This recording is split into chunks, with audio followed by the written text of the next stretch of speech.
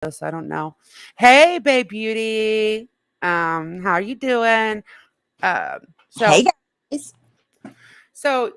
I know that we're like a day late with this, but it was just not possible to go live for us yesterday with everything that we had going on. Like both of us had going on. There's no way we could have went live with this yesterday. I know everybody in the world's already talked Been about home. it. You've barely Yeah, been it's been home. crazy. Yeah, it's We been just crazy. Like, super busy. So, anyways, let me get this pulled up. Hold on a second. Hold on. I'm having trouble. Go figure. are you guys any more ready for Christmas than you were the last time that we talked? I'm not ready for I'm Christmas. Hey, not. cool gamer. Hey, more than enough. No, I wasn't going to be ready until maybe Monday or Tuesday. Um, maybe, but maybe like I might just have to wait until right when it's Christmas time. Who knows? All right, so let me get this pulled up. All right. I know I didn't even give people time to get in here. They can rewind it if they want to. Hold on one second. Let me get it pulled up. Hold on. Okay.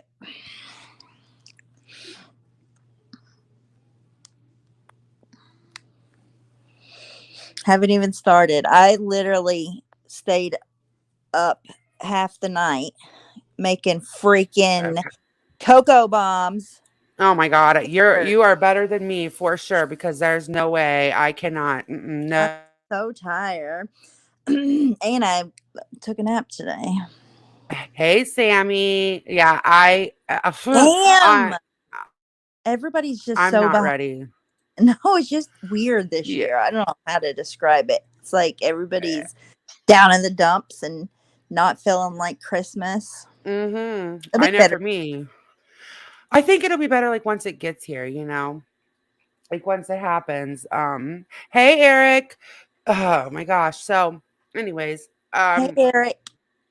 it's like a really chaotic time of year for everybody. Like I text with people and I was like, I might go live later. And a lot of people are like, I'm trying to get everything done for Christmas. I might have to watch it on the replay. Like, nobody's ready for Christmas. It's like a ghost town right now. Like, nobody's ready. Everybody that I know that's normally on top of this is not this year. So, um, not even decorating. Oh no. Hey, the shit show. I know more than enough. I know. Wait, is that AC? I just Yeah. watched you on Sam Hell's.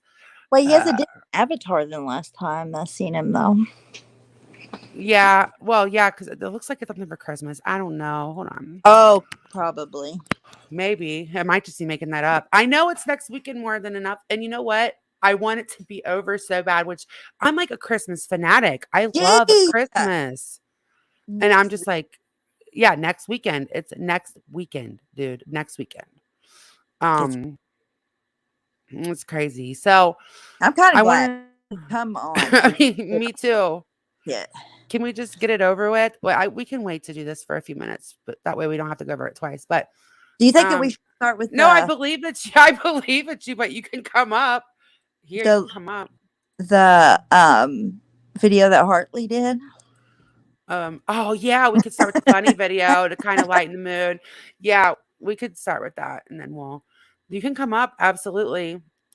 Hold on a second. Let me do I want this. to know, do you know what she's talking about when she says in that clip, like, after what happened? Do you know what happened? Okay, yes, we got blamed for something. Thank you for reminding me. Imagine We that. got blamed for something. We totally got blamed for which I think this is super shitty if somebody really did this. Hold on, let me let him up. Um, hi, hey AC. Hello, ladies. How are you? I'm all right. I just woke up, so I'm just now tuning into everyone's. Well, I shouldn't say just woke up. I was at Sam's a little while Are ago. you ready for Christmas? Fuck no. I don't think anybody is. No, I'm not ready for Christmas either. Yeah, I saw you on Sam's stream. I was watching a little bit of that while I was like getting ready for this, and I saw you over there. So I guess you're not getting your other channel back. I haven't even tried to be honest. Why? Um, one, I've been busy with other stuff, and then two, I wrote something up and I didn't like it, and I was supposed to get a little bit of help from someone, and I think it's just kind of like an afterthought right now. I don't know. I'm kind of focused on just like building the shit show channel up, the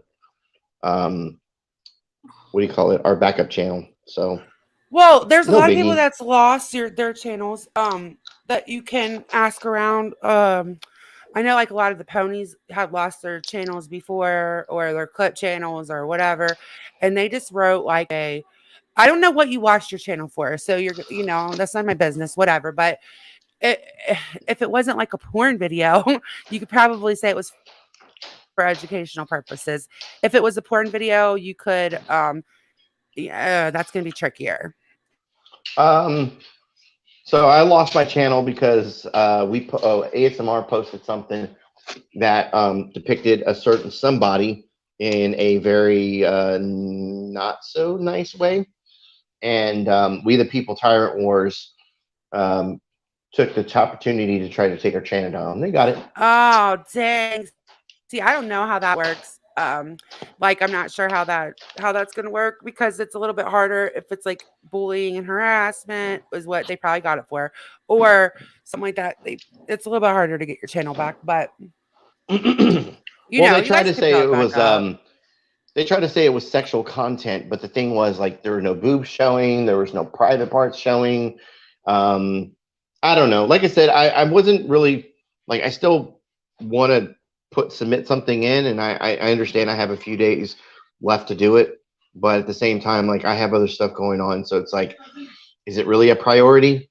So Right. It's not that like I know it's you've had that channel for a while and you got to, a decent amount of little subs, but with all the communities you go to, it wouldn't be that hard to build your channel back up, in my opinion, because I've watched people build them back up pretty quick. Like after the holidays, if you can just concentrate on, just asking people to share it out, I bet you'll be back up in no time. Especially if you start going live consistently. yeah.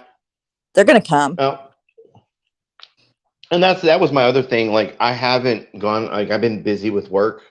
I've had coworkers that have gone out on vacation, so I'm having to cover for them, and it just it's so busy this time of the year, and oh man, it makes it hard to really focus on the YouTube life when you got real life stuff going on. Absolutely. We have barely been live this month. We're usually live like several times a week, and we've been live, I think, a total of like 4 times this whole month so far. So I get it. For real life comes first. So, It's a Yeah, busy time of year. hey, Jana. yeah, Yeah. So, well, whenever you start, ready to build your channel up, I'll definitely post it on a community tab for you or something. oh yeah, I appreciate it. Yeah, You no, know, no it's problem. like I was telling people over at Sam Hill, I think there was a bunch of people in chat that weren't very much into the 1A stuff. I said, look, my channel is for a lot of different things. People from all different communities, they come out and they hang out. Sometimes it's a knockdown, drag out fight that you have on panel. Sometimes it's just us playing videos or playing music. So Yeah, that's how our channel. We don't have like one community. Like we haven't even really been talking about the DC, which there's not really been going anything on. But we talk about anything from like true crime stuff all the way to like just showing funny videos. Like you never know for sure. So I'll definitely share it out because that's what we do over here too. Just everything. yep. All right. Well, Well, thank you for coming up, and I hope you get ready for Christmas soon. yeah, I'm gonna eat something and then I gotta go do some shopping myself. All Have Trying to right. eat these fun. crab Have legs. fun. Enjoy. Crab legs. Oh, Oh, Anyway, crabs are the yum. best. ladies, y'all have a That good sounds so one. good. You Everyone in too. chat, if you're not subscribed to the shit show, go subscribe to the shit show. We have fun over there. Yeah, Later, subscribe to people. the shit show. Bye. Thanks for Bye. coming Hey, up. Emerald Girl. Hey, Emerald Girl. Okay, I only put the banner up just because I know that channel's new and people are going to try to, act like them or whatever. Not that I thought AC would do anything cuz Right. so okay. Um we can start with that video. What it was that we got blamed for Laura's kids made a wish list, I guess, and her. and somebody went and acted like they bought everything, which I'm just going off of Makeup Mobster's post. And so it like tricked the wish list into being empty when it wasn't. First of all, I would never make her a victim like that. Second of all, I would never fuck with her kids like that. Third of all, I think that whoever did that is petty as fuck, and I wouldn't do it. I think that people go way overboard with the wish list thing here, personally, but they're still kids. That's not my business. If people want to buy the shit, let them. That's how I look at it, you know? Me too. Me too. Me Um, too. yeah. That happens to Michelle all the time. Like she can't even put up a wish list because every time it gets, however they do that, they take her items off of her list every single time. Yeah, I don't know how you would do that. I don't even know how to go I about don't doing it. either. And I would never make her fucking bitch ass a victim like that. Just I wouldn't. Um, because all that's doing is giving her a reason, honestly, to eBay and clout chase more. You know what I'm saying? Like to cry about shit more. That's all that's doing. She'll And get like I more out of said, it. yeah, Whoever she's gonna get done more that out to of it. her, she's gonna get more out of it. She's gonna take it and use it to get more. It's not gonna hurt her. Right, exactly. It All might she's doing hinder, now. but that's it. No, it ain't, because all she's gonna do is put her cash up out and someone's gonna feel bad and replace all of it, and she's still gonna get everything on her wish list. So Yes. that's how I look at it, anyways. All right, let me And put in listen, Laura. she said she had up to $500 vacuum cleaner on there. If somebody wants to buy Laura if they're dumb enough to buy Laura a $500 vacuum cleaner, listen, that's Have you saw that horse carpet? That knock bitch ain't yourself using out. listen, if you're stupid enough to buy that, good luck to you. If you look at the fucking asshole's carpet, no, no, ma'am. But whatever. Maybe I that's why don't she wants a look. five I hundred don't. dollar one so it can vacuum Maybe it itself. vacuums. But she's not going to. Maybe, It's maybe, like a robot, maybe. a Roomba. Um, yeah, Muffin Mouse, you know how that goes. Poor Lara. All right, Wait, so here. try to say that it was the DC that did it? Well, yeah, according to Makeup Mobster's post, let me get Makeup Mobster's post. Just hold on. Let me get. Hold on. I Let me did play see this that. while I get it. I didn't get to read the whole thing. She's been writing a lot of good community posts, like putting a lot of work into that, like paragraph. Okay. She always does way better than what I could do. Okay, so that makes sense, Babe Beauty. I didn't know how they did that. Like I had to Oh, know. Like I've never thought to fuck with somebody's wish list. I don't, like I said, everybody knows I don't like Laura, but I'm not gonna mess with something for her kids, especially for Christmas. And I would never make her a fucking victim. That's hey, all that Cece. did. Hey Cece, welcome back. Thank you. All right here it says, oh, Cece, after the holidays, I'm gonna get with you so that um maybe we can do a panel on some kind of true crime soon. That would like I know we've been trying to get back together forever. All right, so it says, here we go again. Laura blaming the whole community for one person's actions. If someone ruined her wish list, that is an asshole move, straight up. Don't buy off of it if you don't like it. Who has time for that kind of BS in this time of year? Find a hobby, whoever did that. At the same time, do I feel bad? Not really. Why? Laura told me someone who had a wish list on my panel 2 years ago that they had 365 days to save for Christmas. Oh, and remember when she went at somebody for household items like dishes and blankets and a vacuum and all that? Oh my And God. now Yes, this, yes, that's yes, yeah. somebody's Christmas wish list. Uh-huh. Yes. Hey, hooker. Mhm. I Take your own remember that. advice. Stop relying on others to pay for your kids. Your kids are grown. It's not like they're 5. P.S. If Amazon makes it an option to reserve things off someone's list, which is really stupid in my opinion, then I highly doubt it's a crime to do it. Oh my God. I hope somebody has this. Was she really saying that she was going A to press charges? crime.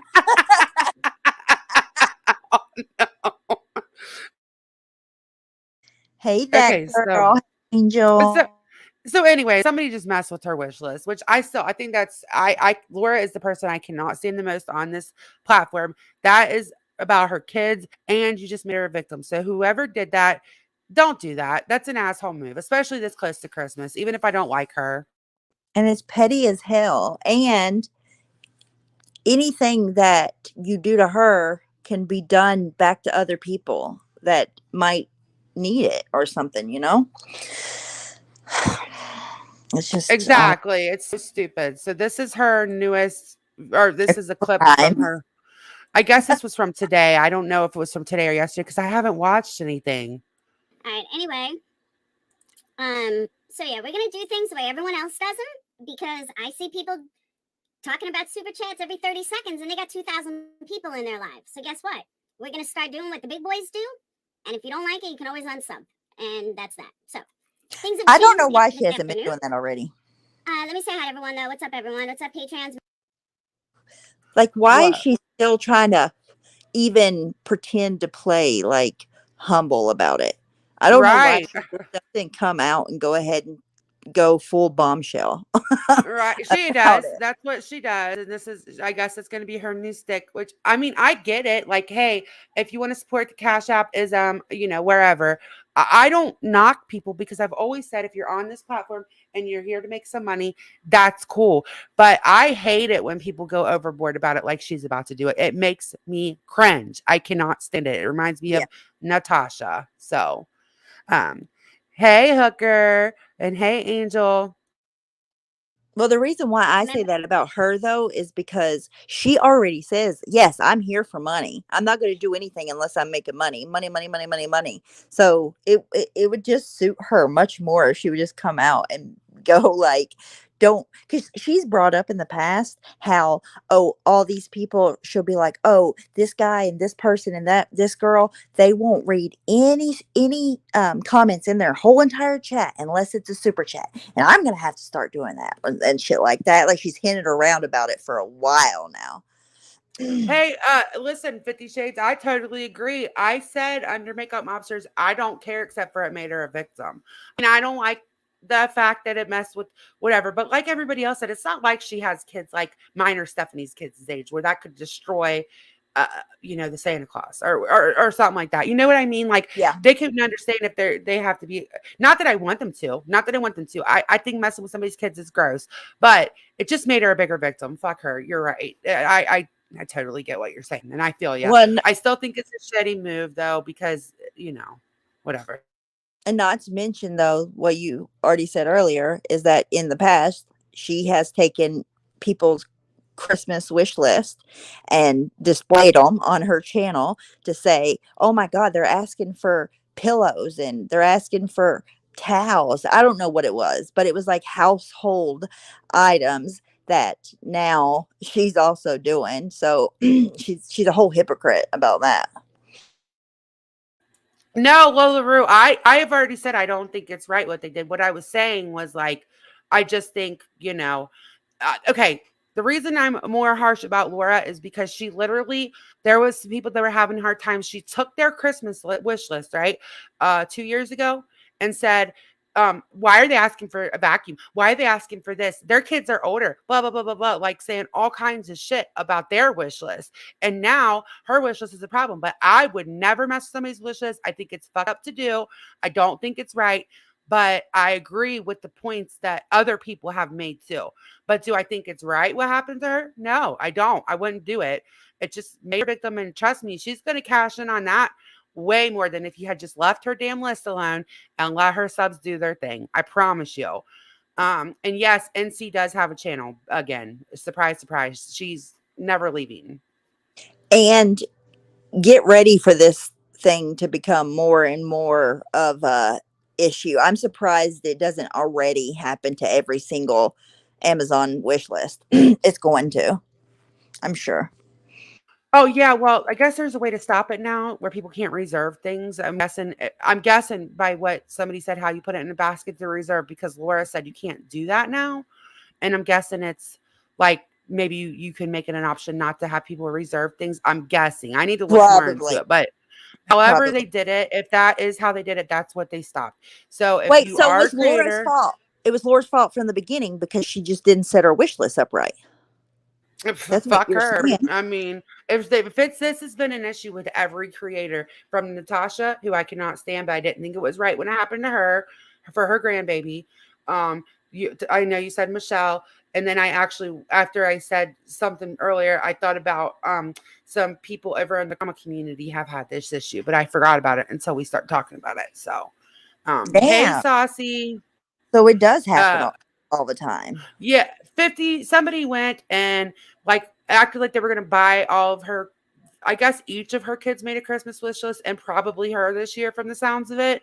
Somebody went and put everything in a cart and didn't buy it. So she found out about it supposedly. I don't know if she showed any proof or not, but supposedly she did that, and that now she has it set up, and she's wait till you guys hear this.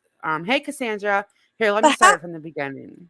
how do you Go ahead. even know though? Like, because it just, if somebody buys something, it takes it off of your list. But how do you know? I guess other people were trying to buy stuff and I don't everything know was because I available. can tell you that I ordered Stephanie something for Christmas 3 weeks ago, maybe close to a month ago, and it has not gone to her yet. That the mail is super behind. So all it could be is, you know what I mean? Like I don't know how the wish list work. Does it tell you you're going to have something arriving? Does it tell you on your end? I'm Mm, so uneducated with this. I don't think it does. I don't think it does. It just takes it off your list. But I just don't know how she would tell the difference in somebody reserving all of the things and not actually buying them and actually everything being bought. Yeah, Purple Rain, I tend to agree with you. All right, we're gonna listen to this thing because I really do want to go over the All indictment. right. Anyway, so yeah, we're gonna do things the way everyone else does them because I see people talking about super chats every 30 seconds and they got 2,000 people in their lives. So guess what? We're gonna start doing what the big boys do, and if you don't like it, you can always unsub, and that's that. So things have changed after this afternoon. Let me say hi to everyone though. What's up, everyone? What's up, Patreons, members? Choo choo, Patreons, members. But oh, I forgot what I was saying. I lost my train of thought with my daughter. So Stop that, Laura. let me say Stop that it. want to support me, you can do it one of multiple ways. You can, most importantly, you can hit that thumbs up. That is a number one important because that is how I get in the algorithm. So if you do like me, you definitely want to hit that thumbs up because that really helps. That's first. Second, you can definitely order a candle and get something for your money rather than just entertainment. And that you can do at energycandles.com. They'll be dropping the link all day. If you want to support my children, you can go to their Amazon list, but you can't scam the Amazon list anymore because that part has been shut down. There's items on there for $5. There's items on there for $500. That's mine though, the vacuum. You can cash at me at Intrepid Candles with a $sign. You can also Venmo me at Energy Candles. I think it's Energy Candles. I have to double check. But I think you could still get there from Intrepid Candles. And again, most importantly, what you're doing is supporting a stream. You are supporting my time. You are supporting entertaining you with all the work that I put into my channel. And that is why we're here.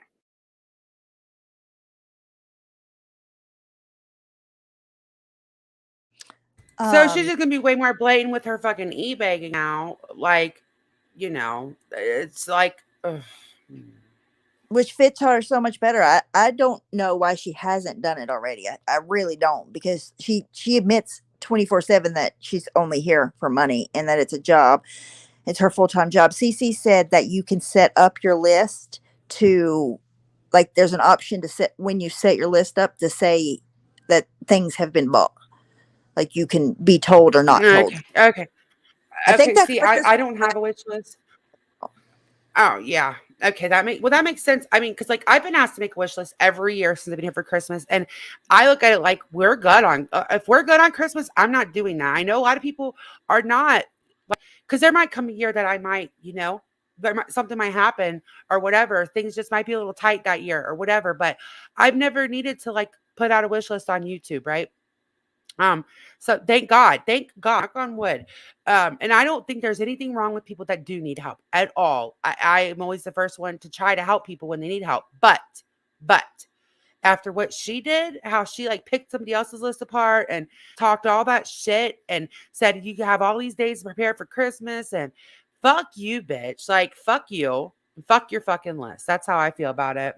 She put out a list the year that she done that. Like, I don't. Yeah. Mm, yeah, yeah, runner girl. Somebody else told me that. I haven't ever looked at the list yet. I haven't even looked at it, but somebody definitely told me that. But so, I don't know. I haven't ever looked at it, and I don't even have time to look at it today. So, yeah, Laura's just gonna be a blatant bigger. Oh, before we move on, what they're gonna do is it's not that they're not allowing any links. I was wrong about that, and I've been meaning to correct it from Okay, because somebody explained it to me.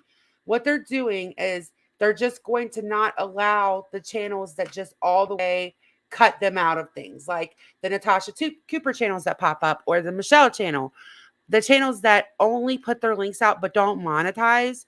Those kind of channels are going to be going. Um, that just totally go around them all the way. It's not that you're not going to be allowed to put any links out, from what I understand. If that does that make sense how I explain it? Yes, but I can't imagine that there's not gonna be people that get swept up in that in the beginning, because it's gonna be hard for YouTube to like tell the difference. That's what I was thinking, for them to differentiate. Okay, Yeah. so I guess maybe because if you're monetized, they know you're in the partner program, but it's still going to be extremely hard to differentiate and to separate the two. Hey, Sandy. Yeah, but you can Um, be monetized and not have super chats, memberships, or anything turned on. that's true. I don't know. I'm trying to I've been trying to read more about it and listen to some channels about it too. Just I haven't had the proper time to just sit down and straight listen. Maybe I'll do that before Saturday, or I can do it together Saturday and try to figure it out. It's really confusing. Read through it. Yeah, yeah, yeah. That's a good. Yeah. Hey, Alan, I'm too dumb to explain, so we're really fucked. Hey, ZZ. All right, so this is going to be a trigger warning. Yesterday the indictments came out, okay, and it appears. Let me find this. Hold on, hold on a sec. in the case of Quentin Simon is what we're talking about. Yes, his mom was charged yesterday. Leilani, she was finally charged, and it looks like, okay, this is graphic, but she beat it. Okay, well, I'll just show you guys what this tweet says. And if you're sensitive to these things, I'm gonna give you time to step out. I'm not gonna take any offense to people that don't want to listen to this today. Oh shit, hold on. I Yeah, shared the death wrong tab. trigger Sorry. Yeah, it's a violence, huge. and not only violence about children. Mm-hmm. Mm-hmm. So this is just so that you guys can understand what we're going to be talking about. All right, breaking. According to Leilani Simons' 8-page indictment, oh my God, I can barely even say it. She beat that baby with an object, causing cruel and excessive pain. Um, and I have the indictment. We're going to read through it. She beat him with an object. I don't know what kind of object. I don't know that we'll know that yet, but it's pretty graphic. Um, I'm going to listen to the press conference first to give people time to decide if they want to go through and listen to any more of it, because I don't blame you if you don't. I know that this is a hard subject for a lot of people. So, um, Lab, I'm going to read this real quick. To say her kids aren't going to have a good Christmas because of what she says happened, it's emotional manipulation. She should be responsible for buying her kids their main Christmas gifts. I totally agree with that. Like, it's a blessing, and you could put your list out there, and if people buy off of it, then that's a blessing. But the fact that you're relying on that and saying they're not going to have a good Christmas now is all on you, Laura. Hey, Just Facts. hold on a second. I'll be right. Hold on. Okay. Hey, Sarah. Sorry, I just wanted to read that real quick before we moved all the way on. I'm so sick of hearing about single mama 3 teens. My stepdaughter has 5 kids under 15 and a newborn any day. Holy macaroni. She is going to school to be an ARNP. Nurse practitioner, right? So that's what ARNP is. Yeah, I don't know. I don't understand that. Because even if All right. you put Sorry. it out, doesn't mean that anybody has to buy off of it. Hey, Muffin Mouse. Yeah, like, okay, so everybody knows I have 6 kids and I'm not rich, right? And Christmas is like, it's a lot for Christmas, right? Especially after we have 4 birthdays towards the end of the year. But I would never dream of putting, like, if I ever did have to do wish lists, their big gifts are up to me. I do all their, I do their gifts, whatever. I'm not knocking anybody that does need help, but if I put their list out, nobody's obligated to buy anything. Like, That's bullshit. And like you guys said, it's just it's manipulation, it's emotional manipulation, and it's playing on the heartstrings of, oh, like how many years in a row have your subscribers, they don't buy little gifts either. I'm talking like fucking PlayStation 5s and shit or whatever number we're on, like big gifts.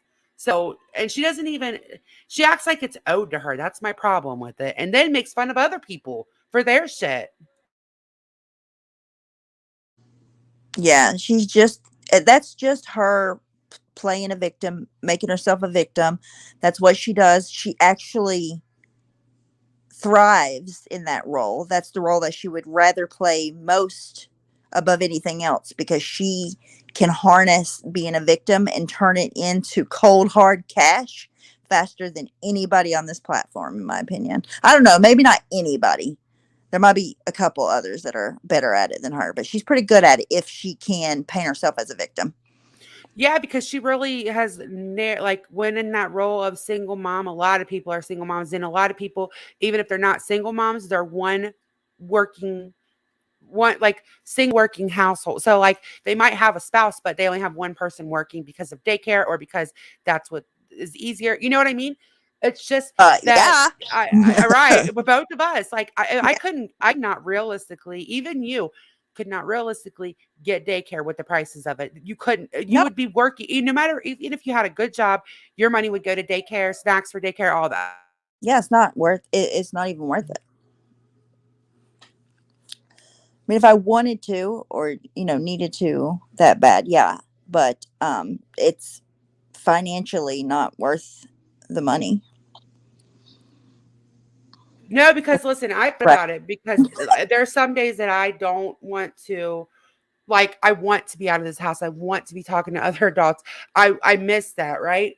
But I figured in, even with a decent job, if I was to take no less than like pretty good amount, which I'm probably not worth because I haven't worked in 13 years, um, it just wouldn't be worth it. It's like a not worth it type of thing for my household, especially with 6 kids. I mean, yeah, the triplets are 12, but they are not, my son especially is not mature enough to stay home by himself. He's just not. And um, I can't just go to work and leave him home by himself. The girls are getting there, but they're still, I couldn't leave them home alone for 4 or 5, 6 hours by No, themselves. Like I've never left them home alone. We don't do like they don't stay home alone.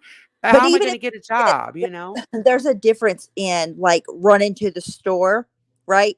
Being back in 10 minutes, and then going to a job, and they have to take care of Hey, themselves. Julie. Exactly. Like because it's not like you can just say, "Oh fuck, my kid needs me. I got to go." Yeah. Um, I just don't. I've never left They them still- home for extended period, and then my youngest one is not even 5 yet. So, and I can't have the 12-year-olds babysitting my other 3 kids. Like it just wouldn't make any sense. So I get that she's a single mom, blah, blah, blah, but there's a lot of families that are one income families. It's the same thing.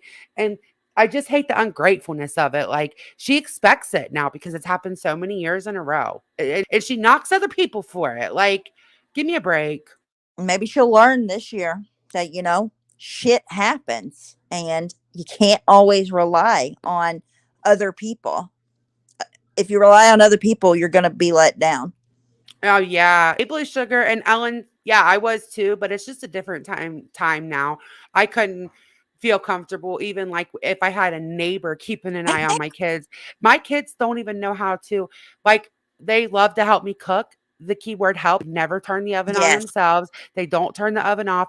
When they have to microwave something, they still have to look. Today I let Cheyenne microwave these soft pretzel bite things. And I said, all right, put them in for 45 seconds. She put them in for 4 minutes and 50 seconds, and they were smoky when they got out. Like, and I'm going to leave her home. Okay. Like, I'm going to leave her home alone, right? To take care of, You would come like, back to, oh no. nothing. No, no, no, no, no, no, Another day, oh my God. So then the other day, she wanted to make hot chocolate, and I'm trying to let them be more, I'm trying to cover as much. So I said, yeah, go ahead. You need to put the hot chocolate in for 30 seconds, stir it 30 seconds more. And it was so disgusting because she put it in for 3 minutes. Like she literally doesn't, and she's 12. It's the same kid. I don't know if it's not computing that 30 seconds is not like she's adding an extra zero, but Well, and it's does- ridiculous. if you hit, like, if I'm hitting 30, if I hit 3, mine goes on 3 minutes automatically. Does yours do that? Oh my God. You know what? Oh, that's scary, mobster. You know what? That could be it because she's done it twice now. But I was kind of like, I was kind of feeling her out to see if I could run to the grocery store yet Right. with them, maybe just stay, not even like if their bus was going to be here, if I could run to the grocery, maybe be 5 minutes. No, because they would literally put something on for 50 minutes that needed 50 seconds. And the microwave would be blown up. Um, I mean, this is the kid that literally I still have to like I still have to make sure that she washes her hair. Like they're not even mature enough to I always say, "Did you wash your hair?" And sometimes she's like, "I forgot, I got to get back in." Like, but you're going to leave her to a whole house. Like Oh, and they're good kids. They're good. They're just I've been at home with them their whole they're life. just not ready yet. That's all. No, right. There's nothing wrong with Hey. that. I think it's just different. Like teens used to babysit. That was normal, but I don't know Mhm. many people that are going to do that now. AMD brought up a good point. Mine has this too. Mine has like a add 30 seconds button. Maybe you could show her that I'm button. going to I'm going to show her that. And then, like, he was asking me if she could make brownies the other day. Oh Girl, hell. no, not by yourself. Like, they are really good at helping me. And I know it's my fault because I've always just been like, it's easier. Here, let me do it for you. Give it to me. And I'm trying not to do that now. And I mean, I told her to make her bed the other day. She didn't even put a sheet on. She threw her blanket over it and her pillow was still on the floor. And I'm like, where's the sheet?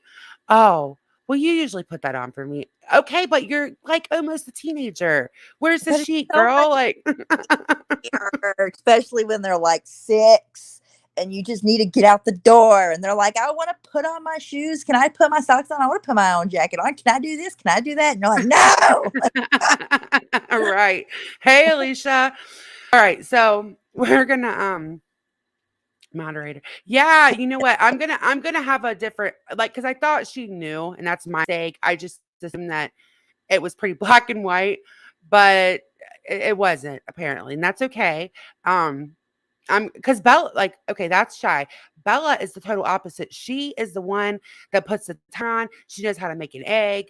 Like, she's just more self-sufficient. She doesn't like me to do everything for her, but Cheyenne is more she's only going to do the bare minimum and she knows I'm going to pick it up for her, right? Like they're just Yeah. very different.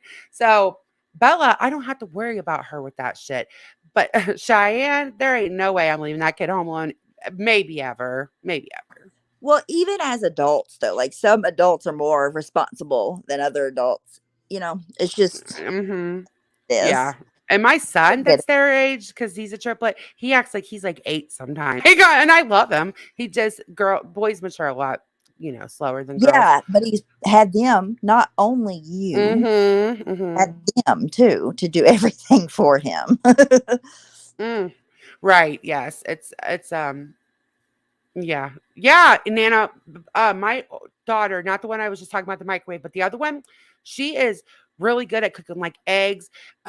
She makes grilled cheeses really good. All the anything basically that's like, first things you learn how to cook. She's really good at all that. So if it was just her, I could definitely be 10 minutes late when the bus is coming, right? But then you have the other ones. It's like, no, no, no. Because Bella would be like, no, I ain't making that for you. Make it yourself. Oh, no. No, no, no. So, Hey, um, Alicia.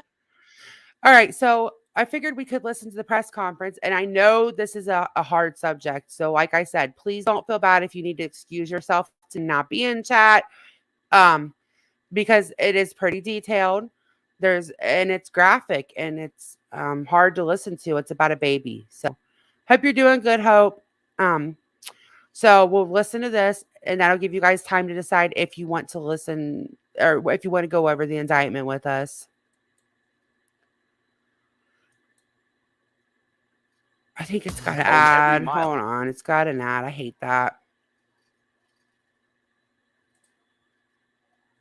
All right. No.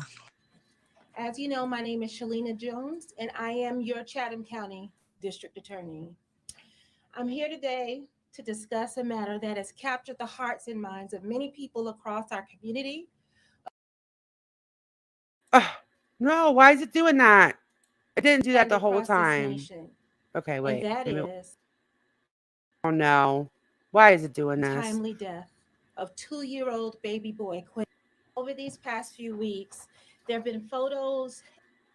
This does this for everybody. This isn't just a me thing. Like this does this for everybody when they try to watch it on like the website. I might try to find it on YouTube if it Of keeps men doing and it. women hard at Oh, work, I see.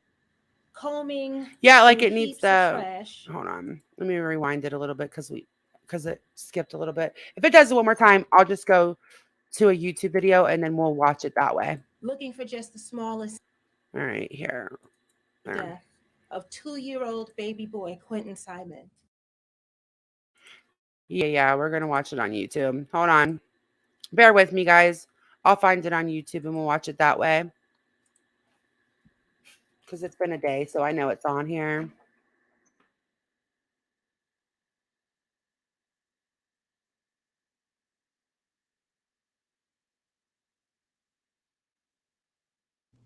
Eric, she already took credit for it when it What?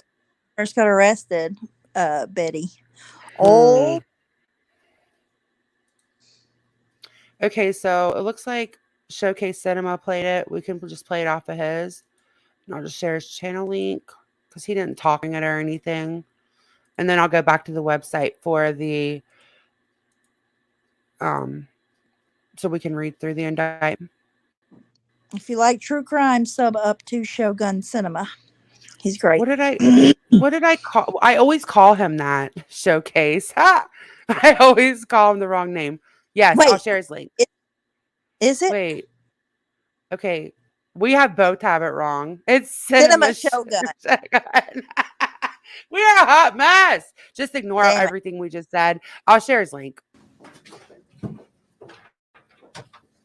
There we go. There's his link. Please sub up.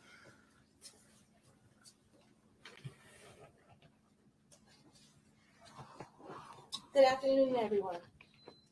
As you know, my name is Shalina Jones, and I am your Chatham County She's District. beautiful. I'm here today to discuss a matter that has captured the hearts and minds Yes, of many she people is across pretty. our community, across the state of Georgia, and across this nation. And that is the sad and untimely death of 2-year-old baby boy Quentin Simon. Over these past few weeks, there have been photos and images that you might have seen of men and women hard at work, combing through heaps of trash, looking for just the smallest sign of what happened to baby Q, as he was affectionately known. When any person, particularly a child of tender years, is murdered, harmed, victimized, or goes missing in our community, it's a matter that calls our very humanity into question. These are the cases that keep us up at night. These are the cases that deserve justice. Before I begin, I would like to thank the fine members of law enforcement. I want to give one more trigger warning in case people didn't see it. If this is going to be a hard topic for you, I would step away today because it's the indictment's also going to be read today. So I just want to give people a fair chance to not look at all of this. Yep. Yes, Remy. People didn't understand that. I don't. When I kept hearing people talk about it, I'm going to touch on that. All right, I'm going to push play. I love how she gives law enforcement the recognition that they deserve. You know, because they worked hard on this. People were giving them a lot of shit, and they were working hard on it the whole time. Particularly our Chatham County Police Department Police Chief Jeff Hadley. Thank you. You'll join me here. I appreciate it. And to the rest of his team, particularly the lead investigator on this case, Detective Lemons. Chief, I want to thank you for the hard work and dedication that you devoted to this case from the very beginning.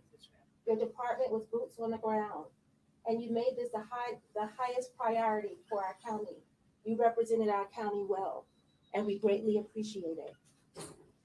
To the men and women of the Chatham County Sheriff's Office, the GBI, the Department of Natural Resources, and every other, the FBI, of course, and every other law enforcement agency that devoted time, effort, and resources to searching for baby Quentin, we say thank you. These men and women worked very long hours, turning shifts for 6 weeks straight, working tirelessly and would not quit until Quentin's body was found. Were it not for their tireless efforts, we would not have been able to take the first step on the long road to justice as we have today.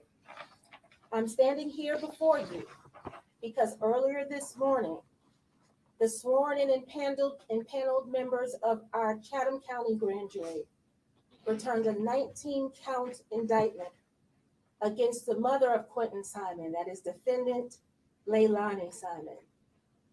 Defendant Simon is charged in the indictment with 1 count of malice murder for the intentional killing or death of her son, Quentin Simon. She is also charged in counts 2 and 3 with felony murder in the death of her son. She is charged also with 1 count of concealment of the death of another in this indictment.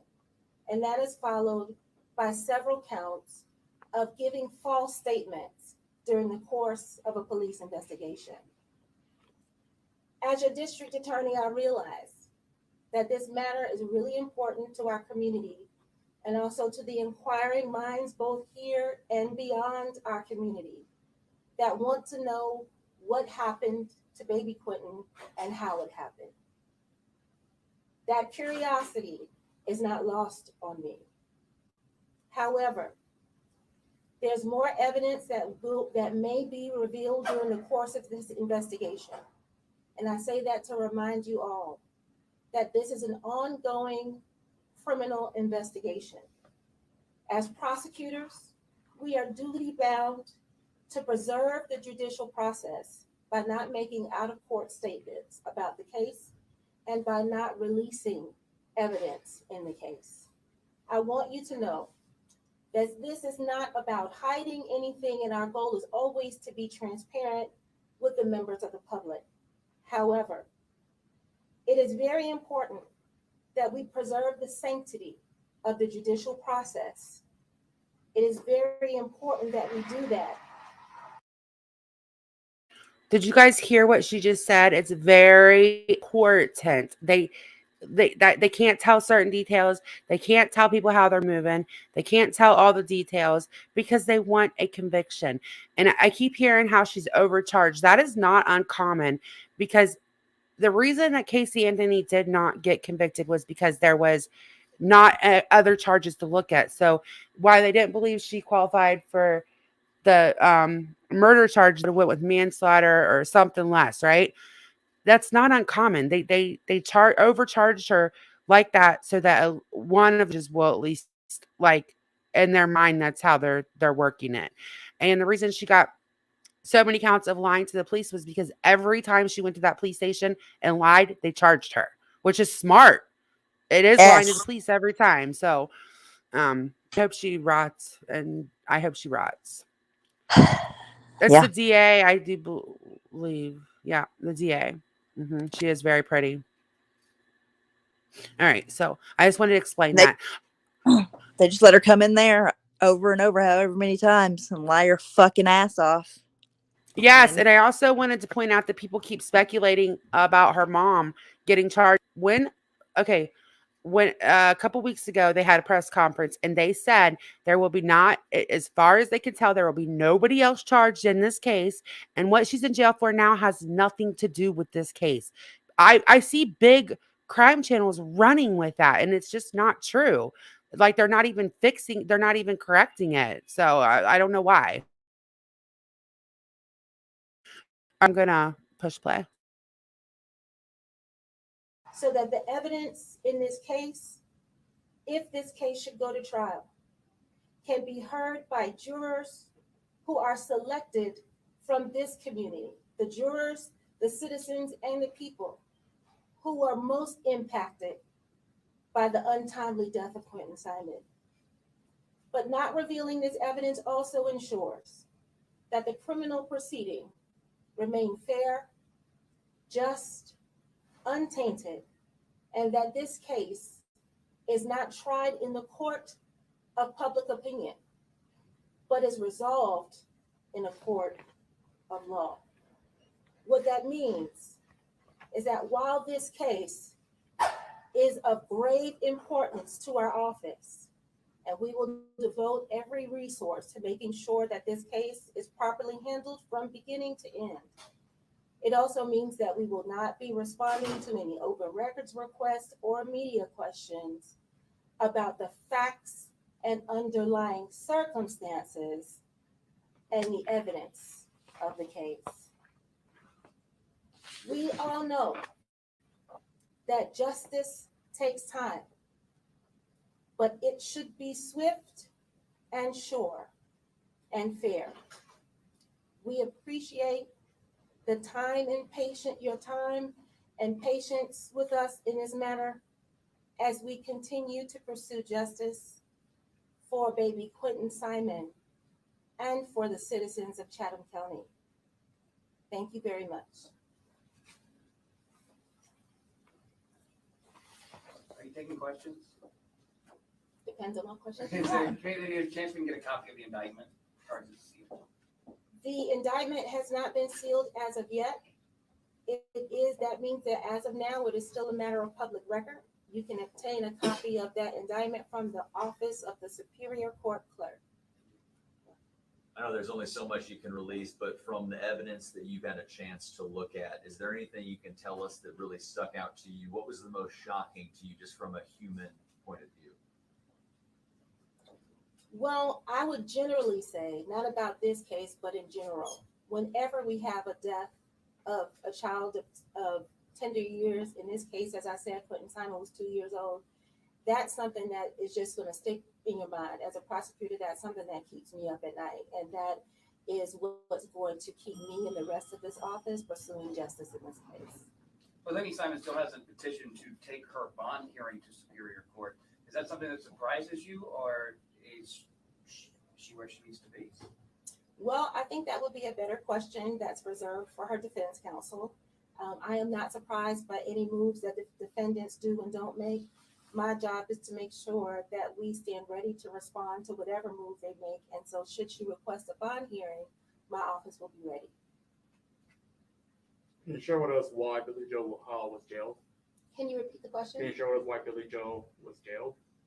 That's a separate legal matter that's still under investigation. I'm not at liberty to discuss that matter at this time. And you may not be able to answer this question either, but She's got like a glow and she's got the prettiest smile. I mean, she is just absolutely beautiful.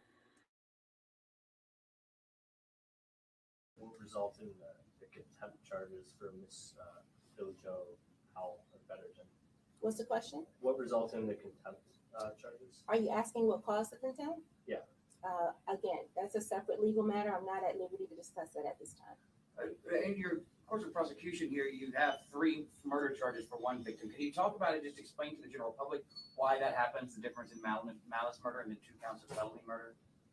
Prosecutors often develop different theories of a case and how a murder may or may not have occurred.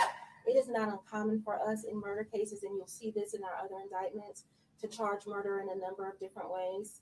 And as I said, as the evidence continues to evolve in this case, and we get closer to trial, should we get there, we'll have more information about if any additional murder charges need to be filed or if they need to be changed in any way. You say you're still gathering evidence. Talk about the confidence you have in the evidence that you have right now. Well, to be honest, I wouldn't be standing here before you if I wasn't confident about the evidence that we have.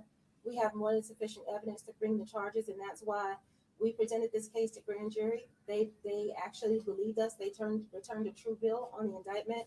I love her confidence. What makes Yes. me even more confident is that I get to rely on the hard work and evidence and investigation of Chief Hadley, his team, our law enforcement agencies.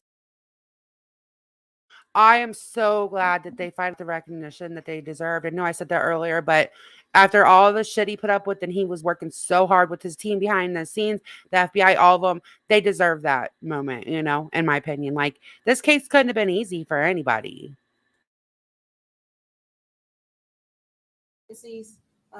They collected copious amounts of evidence, and because of their fine investigative work, I feel very confident that we are about the position that we're in today.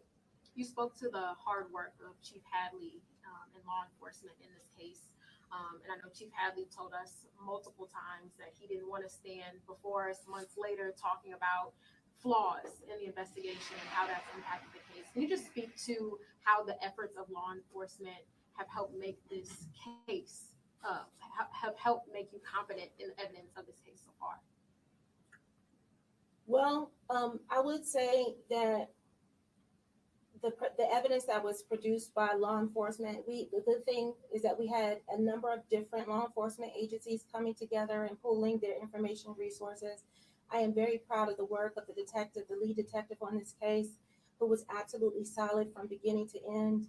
And, you know, that's something that you pick up when you're a prosecutor and examining evidence and case files and working with detectives. Also, we have one of our top-notch prosecutors. All of our prosecutors in this office are top-notch, but we have one of our top-notch prosecutors who specializes in these kinds of cases and crimes against children, who reviewed the case day and night. So, you know, those kinds of things build our confidence in moving forward with the charge. Do we have any information or update information about the boyfriend who was home at the time? We have information about that, but again, that's not anything that I'm going to reveal right now, as I can't talk about the underlying facts and circumstances.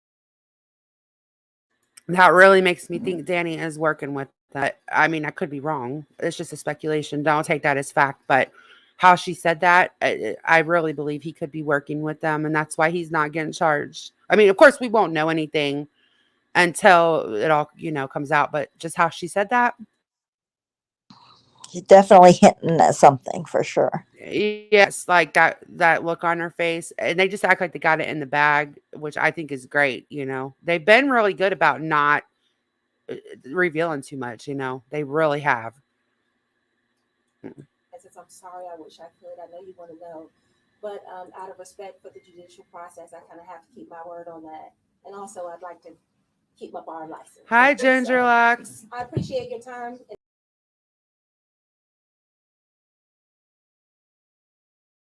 All right, before we read the indictment, I was gonna show this video the day that BJ got arrested. It's only 30 seconds. Not very long at all.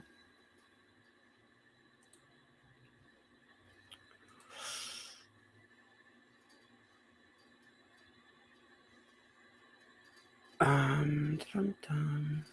think it was a video. Oh, it's 2 minutes long, so it's not very long.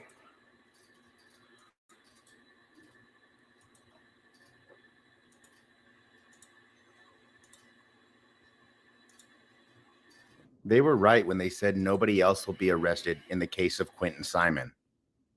But they didn't say nobody else would be arrested. Let's get into it. Hey, Mellow One.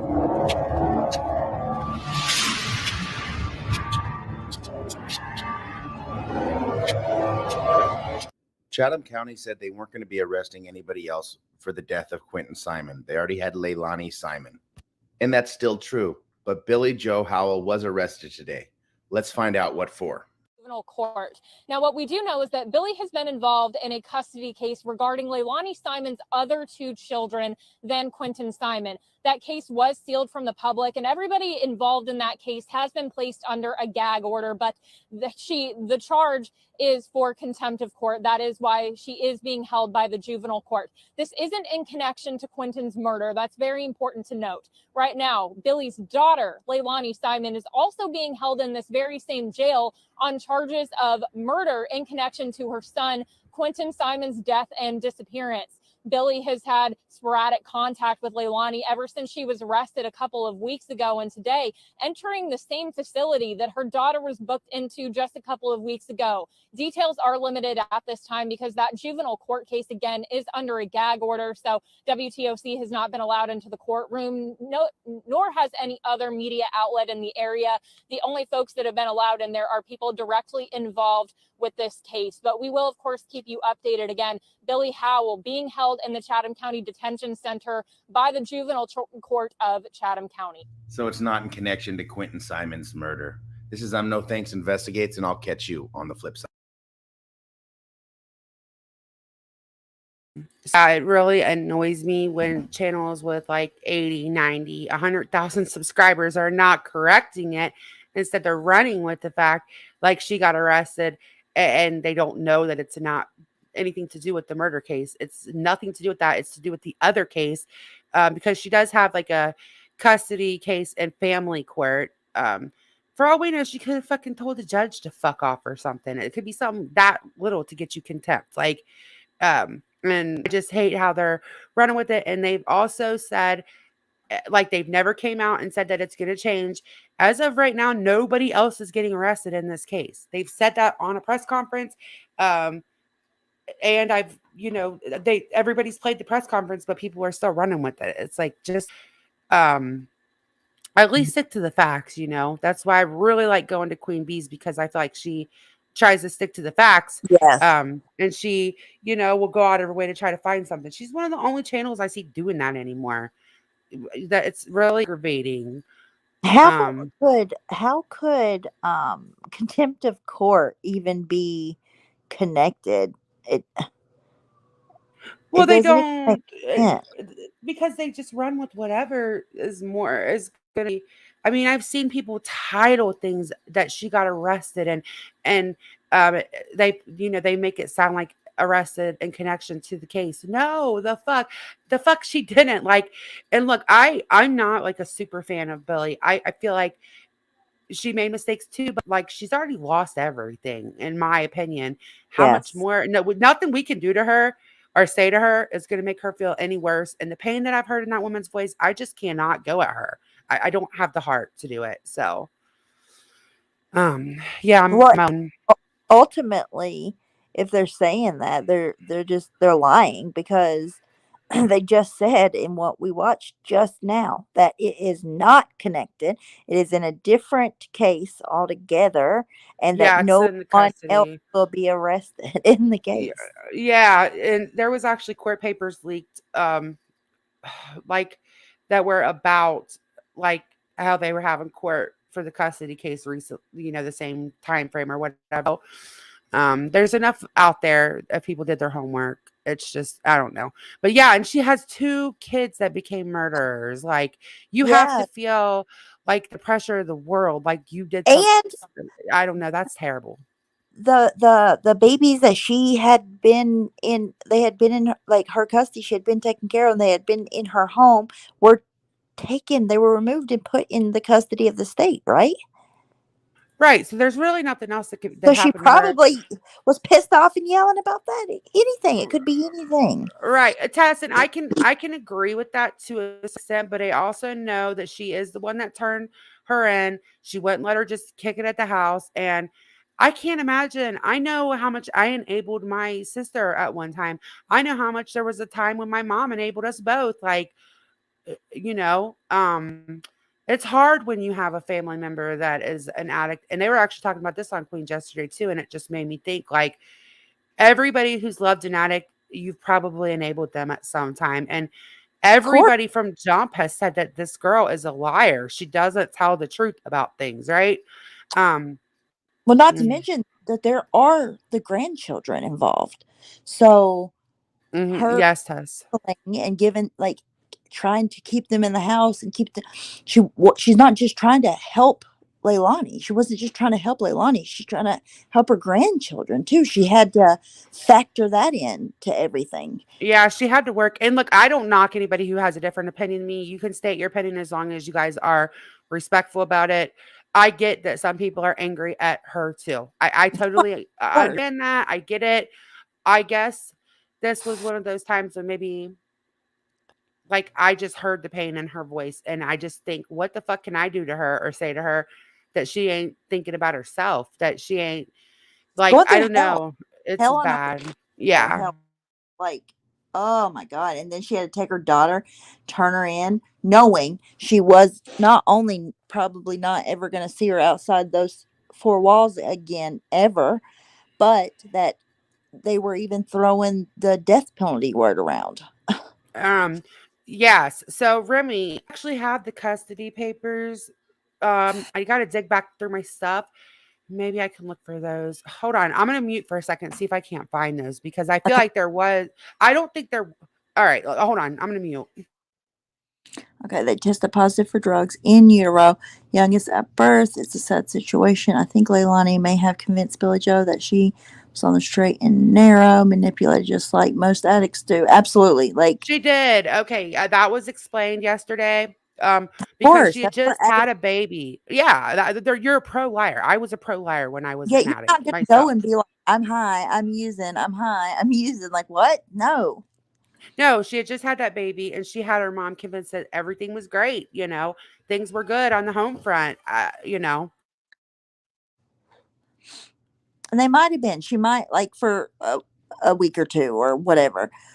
Um, it's so hard, too. And because technically, when you get down to it, you do know if somebody's using more than likely, but you don't know no, like you can't prove it unless you have a drug test or you see them do it, you know. So it's just that situation in general is just a really complicated situation. It's not Okay. easy. It's cut and dry. I found the papers. Let me pull them up. Hold on. These are the ones from like back in October. Hold on. Yes, Remy, everybody does. Everybody thinks they don't look high. Everybody thinks they don't sound high. That's just you. When you're an addict, you lie to not just everybody around you. You lie to yourself too. How can a mother look into her baby's eyes? I know. I can't. I don't understand, Nana. Like, what in the world he like could have happened that she thought that that was the only option out of the situation. And then even in the indictment, well, I think we're going to read it, but oh my God, it's all so fucking sick. All right. I had to get them. I had to dig them out. I think there's this one. Okay. That one was pages.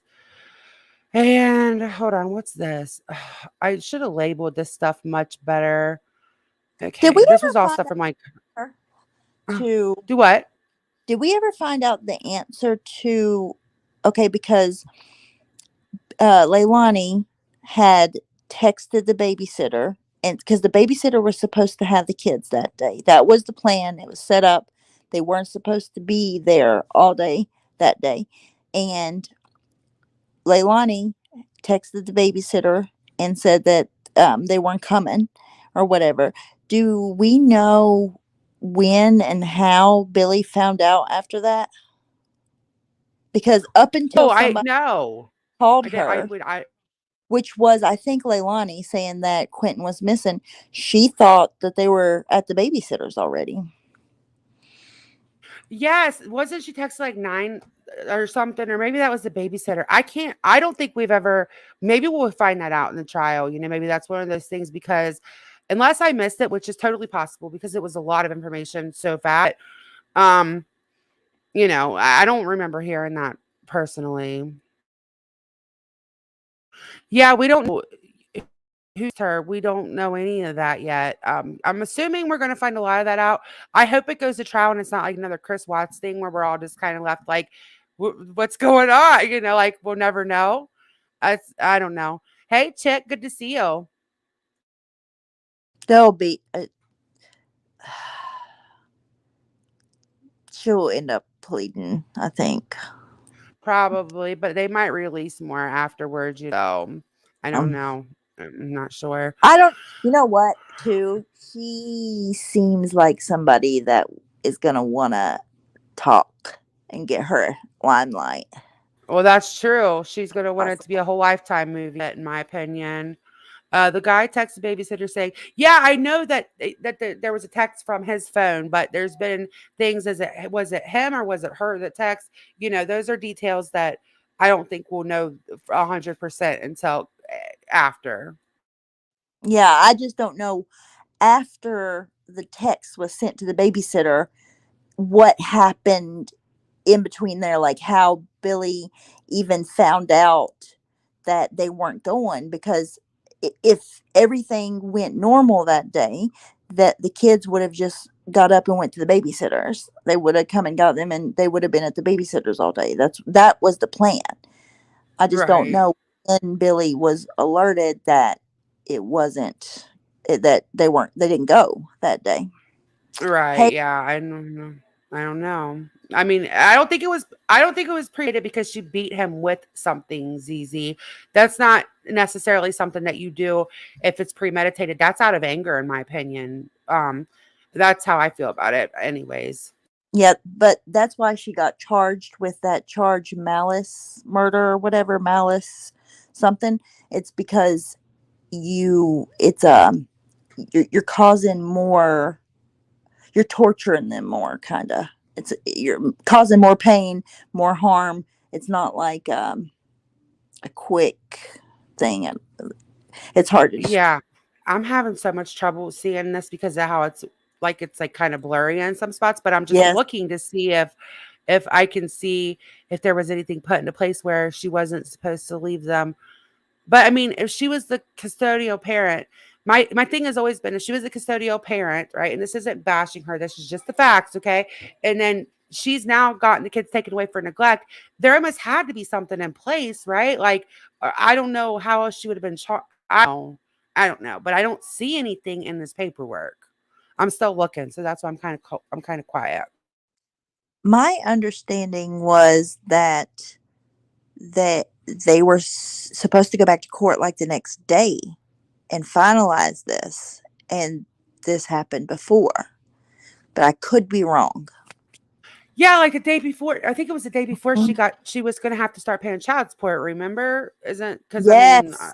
like that's what it was. She was gonna have to start paying child support, but just to beat one of the kids to death, that just seems like a fit of anger to me. Like that's if you're gonna kill them for child support, wouldn't you just kill them all?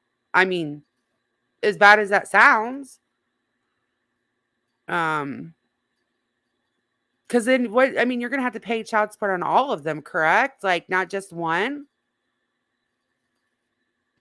Let's That see. So sounds weird, moderator. Moderator says they text again at 9 and ask the sitter if she and Quentin and Diane, the sitter, texted BJ and told her then. And then Leilani called BJ between 11 and 12. Um, Okay, thank you. Because I could not remember. I don't remember seeing that. Like I said, we were live for like 6 hours one day, though. So there so was just so much information. did Billy not call and say, why are they not going? Like she didn't ask any questions? I'm gonna guess that's when maybe that's how the questioning got started. But yeah, I didn't think so, moderator, but I didn't want to say that without like knowing. That's why I'm looking back through this stuff. But I didn't think there was an order for no supervised contact. Like there couldn't have been. And I mean, I guess there could have been because CPS wasn't really job either. They weren't doing their visits. That's for sure definite. They were not doing their job. That baby should not have even went home with her for testing positive drugs. That should have been dead right there. That baby should have been placed in custody until she was not in that home because she just tested positive with that baby at birth. The Yeah, they baby were. I'm sorry, what? the baby tested positive in utero. Yes, and then at birth the baby had tested positive or whatever. So there should have been no reason for that baby to go home with her because here, when you test positive, yeah, you're done. You're done. It's over. You're not taking that baby home. Um, like even if you're like on a MAP program, which is like methadone or Suboxone, Subutex, whatever, if you test positive for anything else, even marijuana, you're not taking your baby home. So like to test positive for cocaine and all this shit and then go home, it makes no fucking sense. It was a total, it should not have happened. How old was the baby? How old is, well, I mean, at the time, was the baby 4 4 months months? old. The baby was 4 months old. Yeah. In 4 months, come on. Like, they should, I totally agree. They should absolutely had plenty of time to get something Mm-hmm. in place right away. Mm-hmm. And it wasn't the first time that this happened all the times. Yes, every time. And she was not doing her counseling, not doing her drug stuff. Hey, Roadrunner. Um, none of that. She wasn't doing anything she was supposed to do. But yet that's why people uh, are, feeling like the babies were just failed all the way around. I think that I think Billy Joe wanted to take it all on, but realistically, she couldn't have. She worked out of town, like for this kind of situation, unless she had a very reliable babysitter that would say, no, I'm supposed to have the baby today, bring me the babies. But I I don't know how that happened. I could absolutely see why people feel mad and upset that there wasn't visits going on. There had been no follow-up visits, and Billy wasn't trying on the other end to make that happen. I didn't see your comments. I'm reading some. That's why I've been muting. I'm trying to read this paperwork to see if I see anything that I overlooked the first time. Yeah, they were. That's why they weren't, because it says right here that she was not following through with any of the things that they had suggested as far as like drug counseling, regular counseling. And I'll get back to chat in 1 second. And she had tested positive. She wasn't doing her mental health stuff. So, you know, basically she was just still using a line to her mom. But all the kids, I think, had tested positive for what? Cocaine and marijuana? Let me look. Hold on. Looks like Yeah. cocaine and cannabis. Yes, that's what it was. All right. They'll repeat the shit Hey, I've Life said again. Rewinded. All right, let me try to catch back up. Hey, Life Rewind him. I don't think they've taken the other kid's baby if Elle wasn't living there. Well, yeah, that and just how this happened, I don't know. It's a real sad. Tess, her father's a convicted murderer. Yes, she is. Yes. Voices Behind the Wall, her dad is a convicted murderer. I just watched a video about that actually. That video Um, eye-opening. yeah. Yes, it's very eye-opening, and I'll share it. So let me get him. Hey, Christina's Journey. Hey, All right, Tina. so now I can pull up the indictment now that I feel like I looked through that paperwork and I didn't see like where there was a no I contact think that's order. why we don't know a whole lot, Chick, is because they just didn't have their shit together when it comes to this. 4 months later, and there wasn't a clear set plan in place at all, and the baby was already 4 months old. So I think they're they they can't go too hard on any one particular person because they didn't do their fucking job either. It was just a whole shit show, the whole thing. By they, I mean CPS, the state.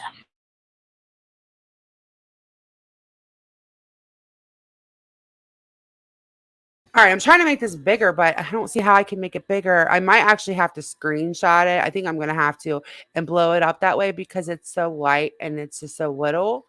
It's all like that too. So, I mean, I guess I could read it off, but I Is wanted that the everybody else to be indictment? able to see it too. Yeah, it's the indictment. Cause see how light it is, like, and see how little it is. I can't that. Hold on, let me try to blow this up. 1 sec.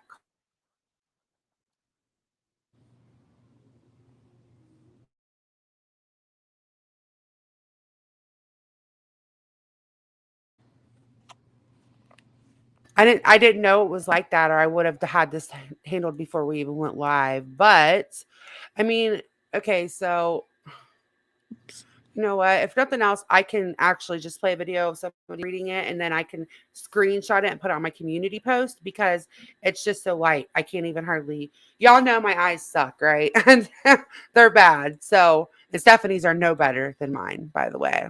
No, So, bad. yeah, so I can just do it this way. It's not a big, I can do it this way and then I can also share them on my community tab or make a video for you guys. That way, you guys can also have it if you want it. Let's see. I'm trying to find where somebody was reading it. I just watched it too. Hold on. Give me That one part sec. too, chick. I totally agree that there isn't. There's just nothing. There didn't seem to be anything set in stone. Um, which is so fucking unfortunate.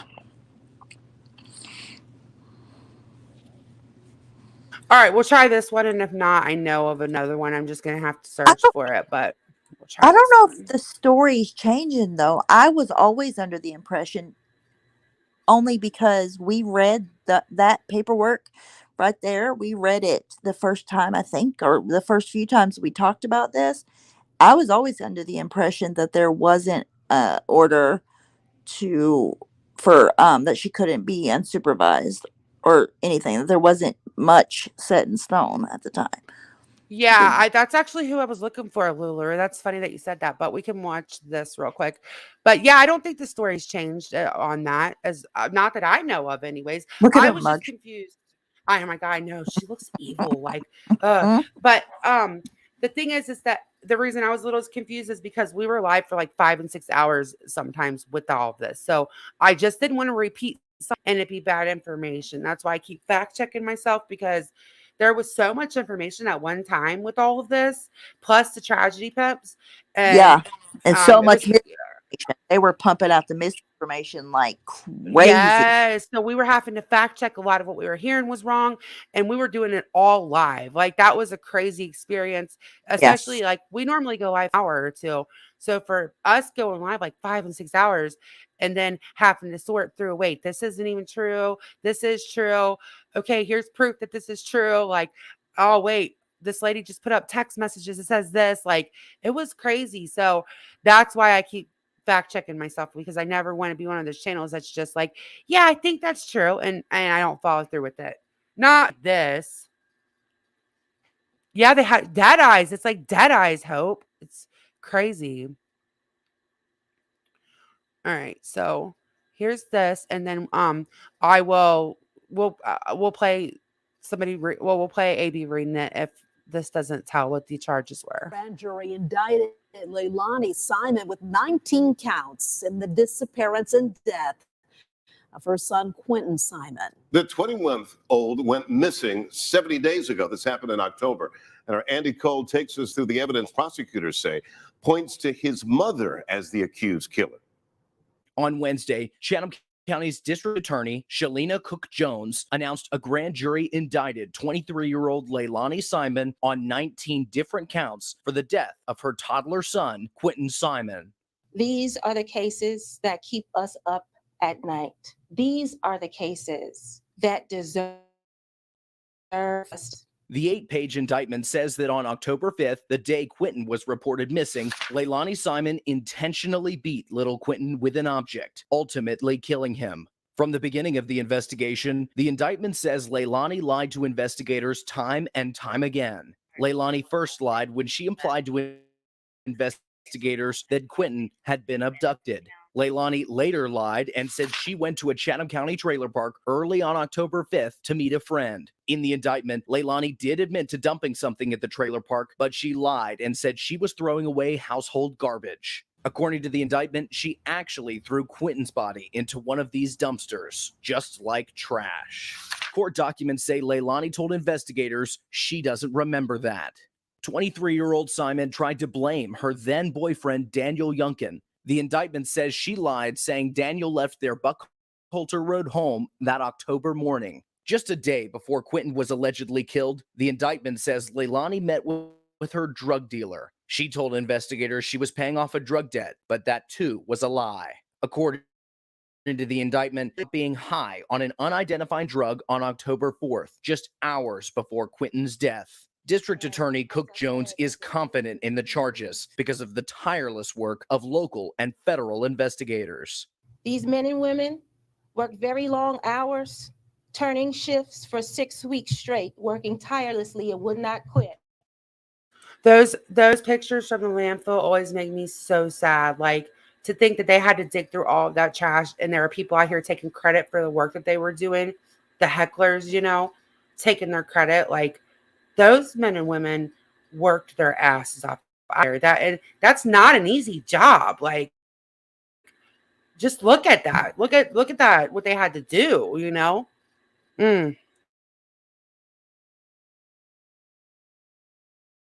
Until Quentin's body was found. Were it not for their tireless efforts, we would not have been able to take the first step on the long road to justice as we have today. In Chatham County, I'm Andy Cole, WJC. All right, we're gonna listen to somebody read these off because it's gonna take me a minute to screenshot them, edit them to make them a little darker. So we'll listen, and we can mute everyone, pause every once in a while.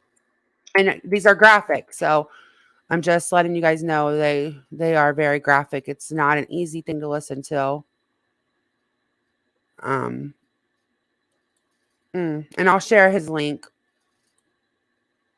And I'll share the indictment on my community tab, or I'll make a video, and then you guys can, screenshot them or whatever you want to do with them. It's really hard to see. Speaking of, before we get started, I was telling Stephanie this earlier.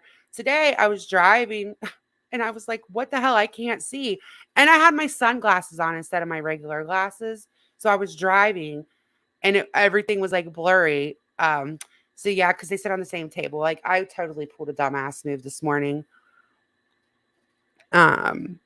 Yeah, Mandy, I'm not a fan of her for sure. So I'm not purposely skipping your comments because it's Cher.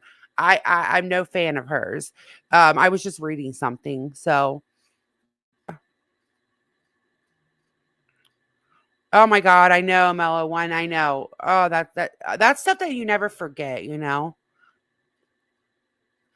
Probably, Tess. Probably. I know that she probably thought she was helping her and she was stepping in and gonna fix everything because she probably had her own guilt from stuff when she was growing up. To raise two kids and both of them be like convicted murderers, I don't know, and then one of them to kill your grandchild and then to lose all your grandchildren. Like, I just feel like, what else can I even say to the woman?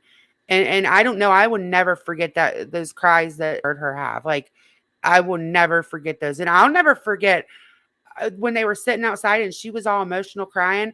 And then you look over, and it was like a party for some people. I don't know. I'll never forget all of that. It was terrible. I give all of them the side eye on those in the midst of a tragedy. Yeah, I understand that too. It's not a good look. I can understand that why people feel that way, because people feel like maybe she shouldn't have came onto YouTube and shouldn't have been on here. But I don't know what I was situation. So that's why I am always careful not to judge too harshly, because I don't know what I would do if that was me. I don't think I would be on YouTube. But then again, I don't know. I've, thank God, never been in that situation.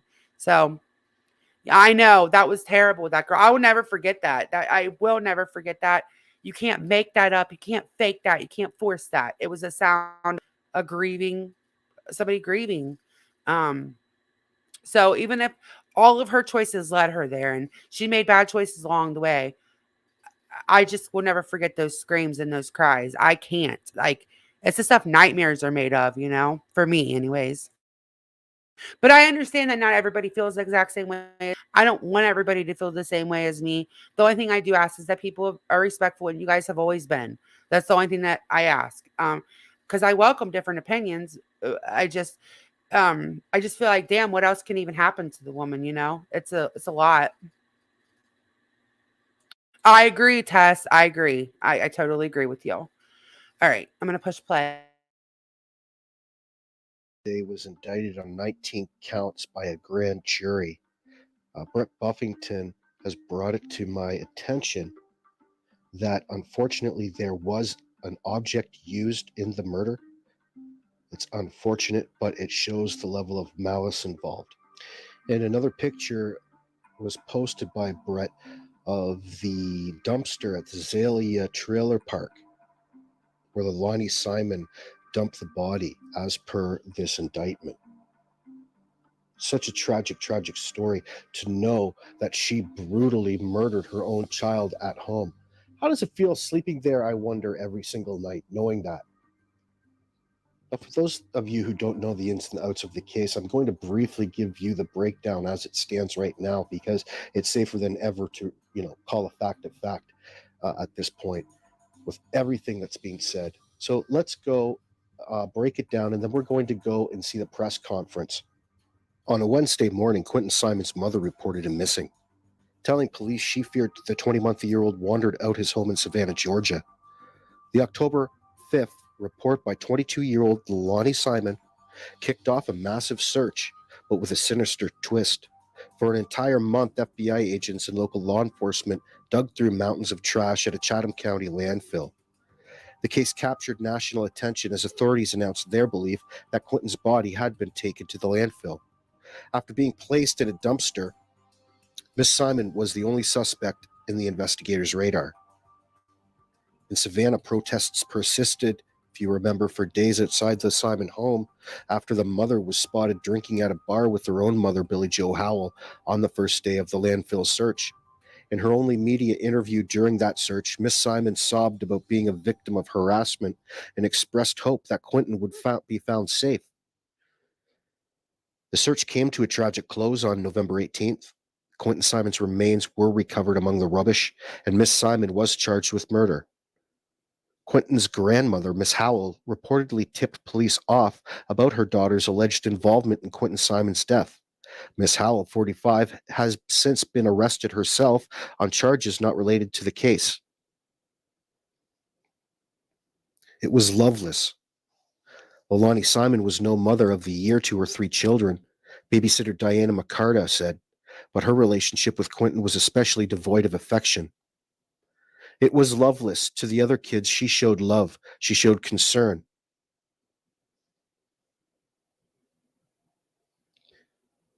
Miss McCarta said she was supposed to babysit both Quentin and his 3-year-old brother the day he went missing, but was eventually told not to come at 5:30 a.m. on October 5th. At 9 a.m., she got another text asking if she knew where Quentin was and decided to go to the family's home to help search for him. Miss Simon eventually phoned the police at about 9:40 a.m. A dispatch call by emergency service, which has been obtained by local media, suggests the front door to the family home was found open and that Miss Simon told 911 she thinks somebody came in and took him. Miss Simon told investigators that Quentin was last seen about 6 a.m. that day at an address in the 500 block of Buckhalter Road. She told police her son was playing in a playpen when he was last seen, although earlier reports suggested Quentin had wandered off. This Yeah, that did change because wait, I've always thought that because I remember she said that he wandered off, and then she suggested that it was the dad too, if everybody remembers that. Um, so yeah, I guess people were right about some of the story changing, and I just forgot about that. So yeah, y'all were right. That did change. Wait, whose story changed? Well, hers obviously, but I'm talking about the main part of the story when she said that he wandered off, and then she also said that he was in his playpen playing, right? And that's the last time he was seen. And she suggested that the dad, remember, she Good suggested that the catch. dad kidnapped. Yeah, I just wanted Yes. to correct myself with that because I had stated a little while. I know her story like repeatedly changed as part of her charges, but that was part of like the main story that changed. And I didn't remember that part of it, so I wanted to correct myself. Yeah, he's got a good voice for like this kind of stuff, Long Island Girl. Like, in my opinion, he could tell the scary stories, and his voice would be good for that. coming from CNN. He was wearing a light blue Sesame Street shirt and a black pants, police said at the time, as posters with his picture and a tip line number began to circulate. You wonder what he had to endure from the time they left my house to the morning when I got the text, Miss McCarta tells WSAV. I can't imagine, and I don't want to think about it because it drives me crazy. And they were having a great time, like they didn't have a care in the world.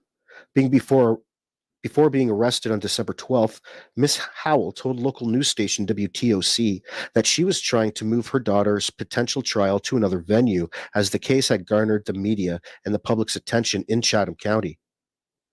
During the course of the search for Quinton, 3 people were arrested while protesting outside the home where he disappeared. 3 protesters blocked the driveway, preventing somebody from being able to leave. They were subsequently charged with disorderly conduct after ignoring officers' orders to move, WJCL reported. The arrests in late October came after Mrs. Simon and Mrs. Howell were... Now, wouldn't indict me yet. Hold on, let me tell you how long we have so people that don't want to hear that can bow out. No hard feelings at all, I think. Because I don't want to listen to the press conference for a third time, but I think this is the one where he reads the press conference. I think it's coming up. Seen drinking at a local bar. As the FBI continued to search for Quinton's body, local news station WSAV first reported that the mother and the daughter were at Stingray's bar in the neighboring Tybee Island. A server also told the New York Post that Mrs. Simon and Mrs. Howell downed tequila shots and stayed at the bar for hours on October 18th, despite other customers voicing that they were upset the pair were drinking in public in the middle of an investigation into Quinton's likely death. They were having a great time, like they didn't have a care in the world, a server told the Post. They were drinking patron shots in the deck area, being loud and laughing. It's almost like they were trying to draw attention to themselves. Mrs. Simon spoke to the local news station WTOC on October 24th, making shocking remarks that she hoped Quinton Simon was found happy and healthy. I'm here. I've been here every day since this. I'm not running and I'm not hiding, she told the outlet. If something does come up that I am at fault, I will take myself to that police station. At that time, she said she was the target of constant harassment. It makes it hard to even process what's going on around us. We get to the point where we have to barricade our own home in order to even feel safe in our backyard because we can't even process what is happening everywhere else or even have the time to do so. I can't even walk out and appreciate my own son's memorial or put down gifts that I got for him. I can't even go out there and do that without harassment and negligence and everything. It's just devastating to see that this is how the outside world reacts. On October 8th, Quinton's grandparents shared that the boy's mother hasn't always done the right thing. Sometimes she does really great, sometimes she doesn't, Miss Howell told ABC 30. I don't know what to think right now. I don't know if I can trust her or I don't. I just know I'm hurting and I want this baby home. He's my baby. Miss Howell reportedly lived at the same address as Quinton and Miss Simon, along with her husband, Thomas Howell, and her daughter's boyfriend, WJCL reported. The news outlet obtained court documents alleging an eviction dispute with Miss Howell seeking to remove her daughter and her boyfriend from the property over alleged damage and lack of peace. The same documents also stated that Quinton's grandparents had custody of the child, according to WJCL. Ms. McCarta also said in an interview on the 11th of October that she had previously reported the family to Georgia Department of Families and Children's Services with concerns, but this was unconfirmed. The department told the Independent DHS DFCS is bound by both state and federal law to protect the privacy of the people we serve. As such, we are unable to comment on the specifics of any reported abuse or neglect cases, nor confirm or deny the existence of any abuse or neglect records. We take seriously every report that might be made to the department and work with law enforcement when appropriate to ensure the safety of Georgia's children. Early into the search for Quinton, Chatham County Police said that they do not believe foul play was involved in his disappearance and that they hope to find him alive. In the days after Quinton was reported missing, search warrants were carried out on a nearby pond, a backyard swimming pool, and the house itself in the 500 block of Buckhalter Road in Savannah, police said. Those areas were recanvassed on October 10th when the pool in the backyard of the home. Okay, can you guys all see that? Okay, it looks like you can on my end, but that will tell you who everybody goes to. This wasn't mine, by the way. I had screenshotted this, but that way people can know who's who.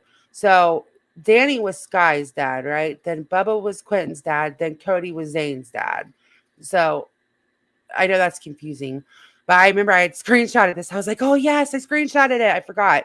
So that will help you guys kind of with who goes to who if you're not familiar with this. No, don't. No, Shell. You know you can always have your opinion in here. That's totally. I listen. We can Hey, disagree on Shell. things. I would never attack you for that. Yeah, I showed a different one, but I don't know where that one's at. But I had this one like super handy. So I just wanted to show you guys. Was drained. While it was unclear if any evidence was found or removed from it, police announced on the 11th of October the discovery of evidence that we believe will help move this case forward. That evidence went under analysis, police said. On October 18th, police announced that Quentin was believed to have been buried in a landfill. In a statement that was shared on Facebook, police said the CCPD and the FBI have notified Quentin Simon's family that we believe he is deceased. His mother, Ms. Simon, has been named as prime suspect. Officials held the first press conference on the case on October 13th, where they reiterated the belief that Quentin is deceased. To the Chatham County community, our heart breaks along with yours trying to comprehend what we believe happened here. The FBI, along with our law enforcement agencies, have followed every lead, every tip, and every piece of evidence to get to this point, and we will continue to do so, FBI Supervisor Senior Resident Agent Will Clark said. Officials did not disclose the nature of evidence suggesting Quentin is dead or why Miss Simon is the main suspect. The FBI supported Chatham County Police Department in the investigation with law enforcement, spending 18 to 20 hours a day looking for the 20-month-old child. FBI Supervisory Senior Resident Agent Will Clark said during the press conference that we, along with our law enforcement partners, go into this process with heavy hearts. Quentin's body was found on November 18th. I just don't know how any mother could hurt their child. On November 21st, police in Georgia, Chatham County announced Miss Simon had been charged over Quentin's disappearance and alleged murder. This afternoon, Chatham County Police Department detectives arrested 22-year-old Leilani Simon and charged her with malice murder, concealing the death of another person, false reporting, and making false statements in connection with the disappearance and death of her son, 20-month-old Quentin Simon, said Police Chief Jeff Hadley. On Friday, our search teams at the waste management landfill found that what they believed were human remains. This afternoon, the FBI lab in Quantico, Virginia, confirmed that they are, in fact, human remains. Additional testing, including a DNA analysis, is being conducted, and we have every reason to believe that this will confirm the remains are Quentin's. He added, "This is a heartbreaking development for everybody who loved Quentin, for the many people who came to know him after his disappearance, and for our department. When we first received the call that Quentin was missing, we were hopeful that he would find him alive and unharmed. But as we have been telling you for weeks, all of our evidence pointed to his mother being responsible for his death and disappearance, and his remains being found in the landfill. Miss Simon is currently being held at Chatham County Detention Center without bond. She was placed on suicide watch," her mother told WTOC. She is due back in court for her next hearing on January 11th, 2023. Meanwhile, Miss Howell was booked into Chatham County Jail on a contempt of court charge and was placed in a suicide prevention smock. The details of this arrest are unclear, but the charges are not believed to be related to her 20-month-old grandson's disappearance and death. Instead, records show that she was taken into custody as a result of a hold placed on Chatham County Juvenile Court. The juvenile court records are sealed. Ms. Howell had custody of Quentin and his older brother at the time of his disappearance. It was also Ms. Howell who reportedly tipped off authorities about her daughter, leading to her arrest on murder charges. 2 months on from Quentin's death, Ms. McCartis said she is happy an arrest was made. "I just don't know how any mother could hurt their child," she told WSAV. "I don't know what could be going through their head for them to hurt their child. I'm happy that justice is going to be served because Quentin needs that. Despite her fallout with Quentin's family in the aftermath of her disappearance, Miss McCarta has continued to talk about the little boy and share pictures of him on her social media. Her comment section has been inundated with messages from people following the case across the country who have thanked her for showering Quentin with love while he lived.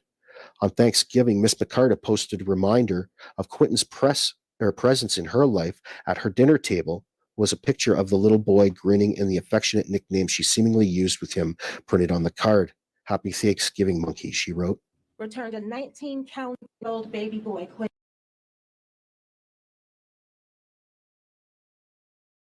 All right. So what I did was, because it's hard to read, I just wrote down the charges. I'll just read them that way. And I wrote down count 2 specifically. Like, I just went ahead and made some notes. So count 1 was malice murder. And count 2 was felony murder. And I wrote this one down. It says that she, okay, hold on. I'm so sorry. She is accused. I'm sorry. The accused did make an assault upon the person of her son, Quentin Simon, with an object that, when used offensively against a person, did result in serious bodily injury. The nature of the object being unknown to the grand jury at the time, and the accused did, in the commission of the offense, caused Quentin's death, contrary to the laws of the state of Georgia. So they believe that she beat him to death with an object, okay? So count 1 is malice murder. Count 2 is felony murder. And I'll share all this on my community post, all right? So count 3 is felony murder. And I made a note.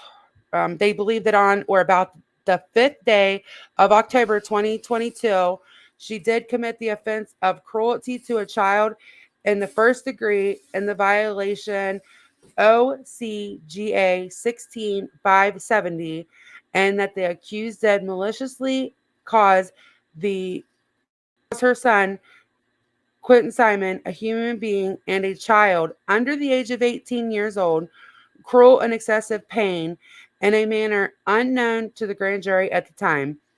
And the accused did, in the commission of the office, cause Quentin's death, contrary to the laws of Georgia. All right, so count 4 is concealing the death of another. Count 5 is false report of a crime. Count 6, making a false statement. All right, and that's what count 7, 8, 9, 10, 11, 12, 13, 14, 15, 16, and 17 and 18 are. Hold on, there's one more. And I do believe it's the same. So making a false statement. And why she got so many of those is every time she went in to the police station, like I said earlier, and made a false statement, they charged her another time. So, like, she went in, made a story up, they would call her back in, she would change the story, make another one. They just marked it down every time she got charged with that. So, okay, Christina. Yeah, this is a tough one to talk about for sure, but I couldn't like make it darker to where I could share it on my thing. I had to do it from my cell phone. She thought she was going to get away with this. I really believe that. Yeah, she did. She thought she was going to get away with this for sure. And she let me just go count, because I want to go back to that. Yes, I wish I could blow it up. Well, I hope she gets the same treatment every single day, day in, day out. Sorry. That's how I feel. Yeah, me too. I hope she gets beat with something. Yeah. So, all right, for count 2, I want to read it one more time. Or about the 5th day of October 2022, did commit the offense of aggravated assault in violation, a felony, and that the accused did make an assault upon the person of her son, Quentin Simon, with an object that, when used offensively against a person, did result in a serious bodily injury. The nature of the being unknown to the grand jury at the time. So, like, but I don't want to be graphic here, but there's no other way to say it. I wonder how they figured that out when Danny, there wasn't much left, like he was in the Danny, landfill. Danny. Oh, Danny. Oh my Uh-huh. God. That just went right the fuck over my head. That's what I think. Okay. I think Okay. that Danny is going to be the state's witness, and he's going to be given immunity for, testifying or whatever. And he's going to tell exactly what happened. Right. Yeah. Then that makes total sense because I was over here racking, like, I was like, wait, if they only have, what was left of this Right. poor baby from the landfill, how do they know anything? But that makes sense. Oh no. Oh yes. Oh my God. You're right too. That girl that I was just going to say that they also one day had the windows blacked out, like when they do luminol testing. Yeah, they And sure did. I bet that they found blood spatter. And this was also said yesterday on Queen Bee's panel. I'm not taking credit for it, but I just remembered it. And it's a good theory that there was probably blood splatter in multiple parts of that house too. So I mean, anyways, yeah. if Danny knows what happened, if he Mhm. does know, he would be out of his mind not to take an immunity deal and be a witness for the state. Yeah, if he didn't have could any part also of be it. life in jail. Oh, yeah, and if he didn't do it, like say, she lost her shit. I don't know for sure. Just say she lost her shit and he was just kind of like somebody that was a victim of circumstances. You were there, it happened. You don't know what you're going to do kind of thing. He would absolutely, plus I'm sure that would, if he didn't do any of this, that would traumatize the fuck out of somebody to be in the same house. You know what I mean? I couldn't live with myself. So, E- yeah, Even if he yeah, did, yeah. if he beat her, to it, and the way things went down, he could still be offered immunity and testify. You're right. I just don't see it. I don't know. I don't see them letting somebody completely off with how much evidence they would have had, but maybe they did, I don't know.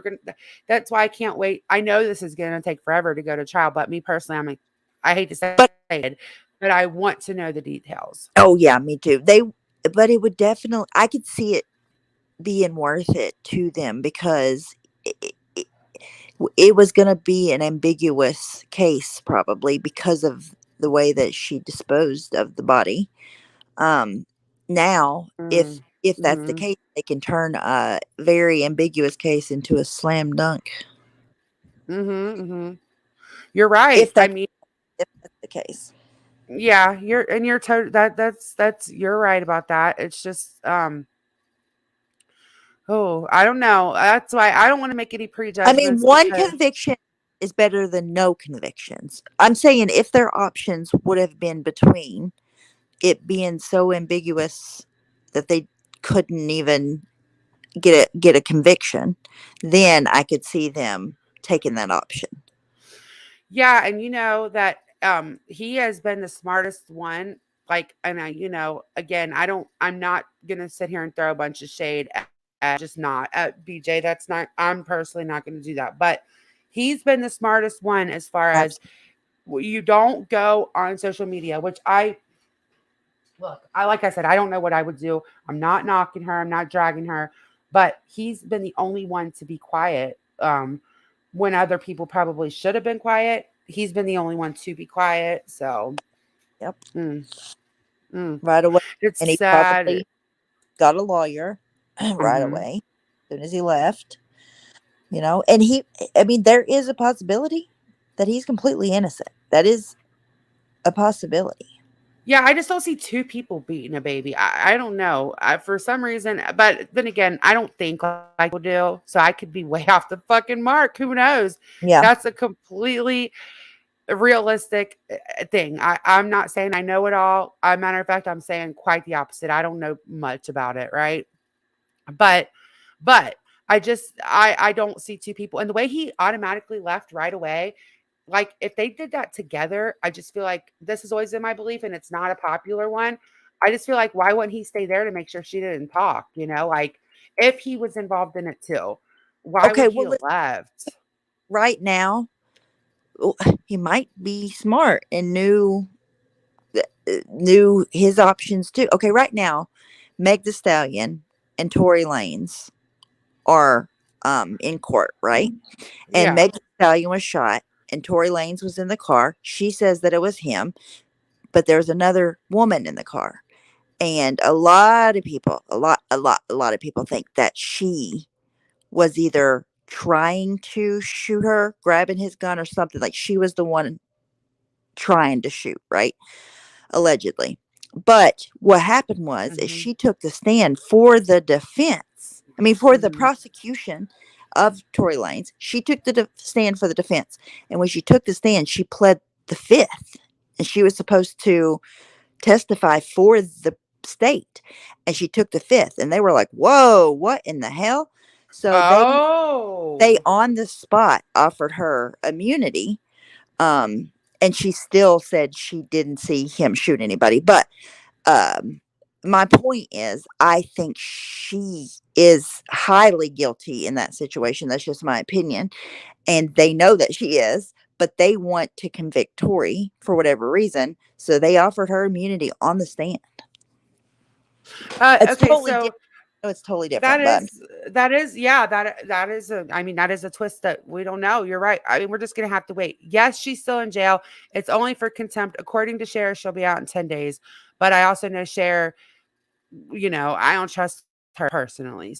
So wait and see. But it's for the other case. It's not for this case. But I think she's got, 10 more days or something. But this video, he was actually talking about Danny. So I thought we could listen to it because I always like his opinions on things. So will she be done? Like she'll have served her time, Billy? yeah, because it's only contempt, I don't think you Right. can get that much time. So yeah. Um, we'll watch this if you guys want to real quick. It's just about it says, did Danny tell me? How did anyone at home hear what was happening? But the police have never confirmed everybody that was in the house. We've only heard that from people online. You know what I mean? So that's why this case, I want to follow it through all the way. Like if it does go to trial, we will be streaming it the entire time, even if we have to run out for a little while and just leave it. Yes. This is a case that we're not always true crime, but like this literally fell on our lap. One night we were live. For those of y'all that don't know, one night we were live, and there we talked a little bit about it. Like, oh my gosh, can you believe there's a little boy missing?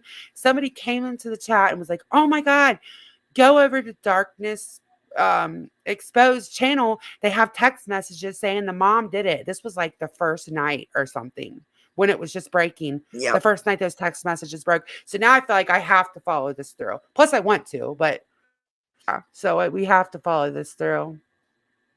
Yeah, she's I in think jail. Check. I'm okay. I'm not 100% sure, but I'm kind of remember Billy saying that there were other people in the house at the time. Yeah, I maybe I'm not he did. I 100%. don't know. Yeah, me neither. I'm not 100% sure. That's why I'm like, I don't remember. I want to go back and listen to the live that we did, like the 5-hour one and like the 3-hour one, Oh and yeah. take some notes because it was so emotional that there's no way I'm going to remember all that stuff. So I want to go back and just do a timeline because some people just now are hearing about this case, and if you want to get caught up, Queen Bee's channel is great, but the lives are like 6 and 7 hours long every day. So I know that's a lot. But this channel right here, he's done a really good job keeping up with anything that's happened in this case. So I'll share his link again. I actually found him through this case and I really like him. Here's his link. He's done a really good job. And then we'll listen to what he has to say about this. He always just has an interesting take. Shogun here, and now that the cat is out of the bag, I would like to address the elephant in the room. As you all know, yesterday I reported to you all that Leilani Simon, Quentin Simon's mother, Hold on, was indicted. Look at her eyes when they're all blown up. There's nothing there, y'all. It's so scary. I mean, I think she just Wow. she reminds me of Susan Smith shot. You guys know who that is? Where she drowned her boys and then said an African American male had done it and got the whole town up in arms, and it was really she killed them. Do you guys remember that from the 90s? Look how dark her eyes are underneath, too. Yeah, she looks really bad. Hold on, I'm gonna pull up Susan Smith's mugshot. Hold on. For 19 counts, everything from malice murder down to lying to police officers and all types of charges in between.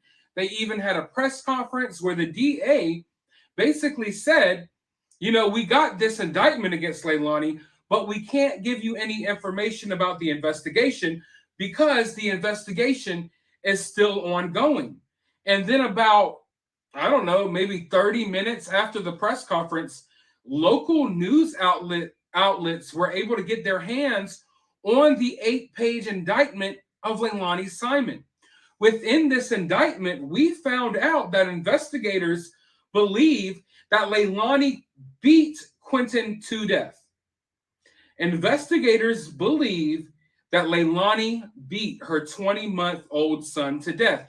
And if this is in the indictment, that means that not only do they believe that, but they believe that they could prove that in the court of law. If this thing goes to trial, which it's going to trial, they believe they can prove without a shadow of a doubt that Leilani beat Quentin Simon to death. How can they prove that?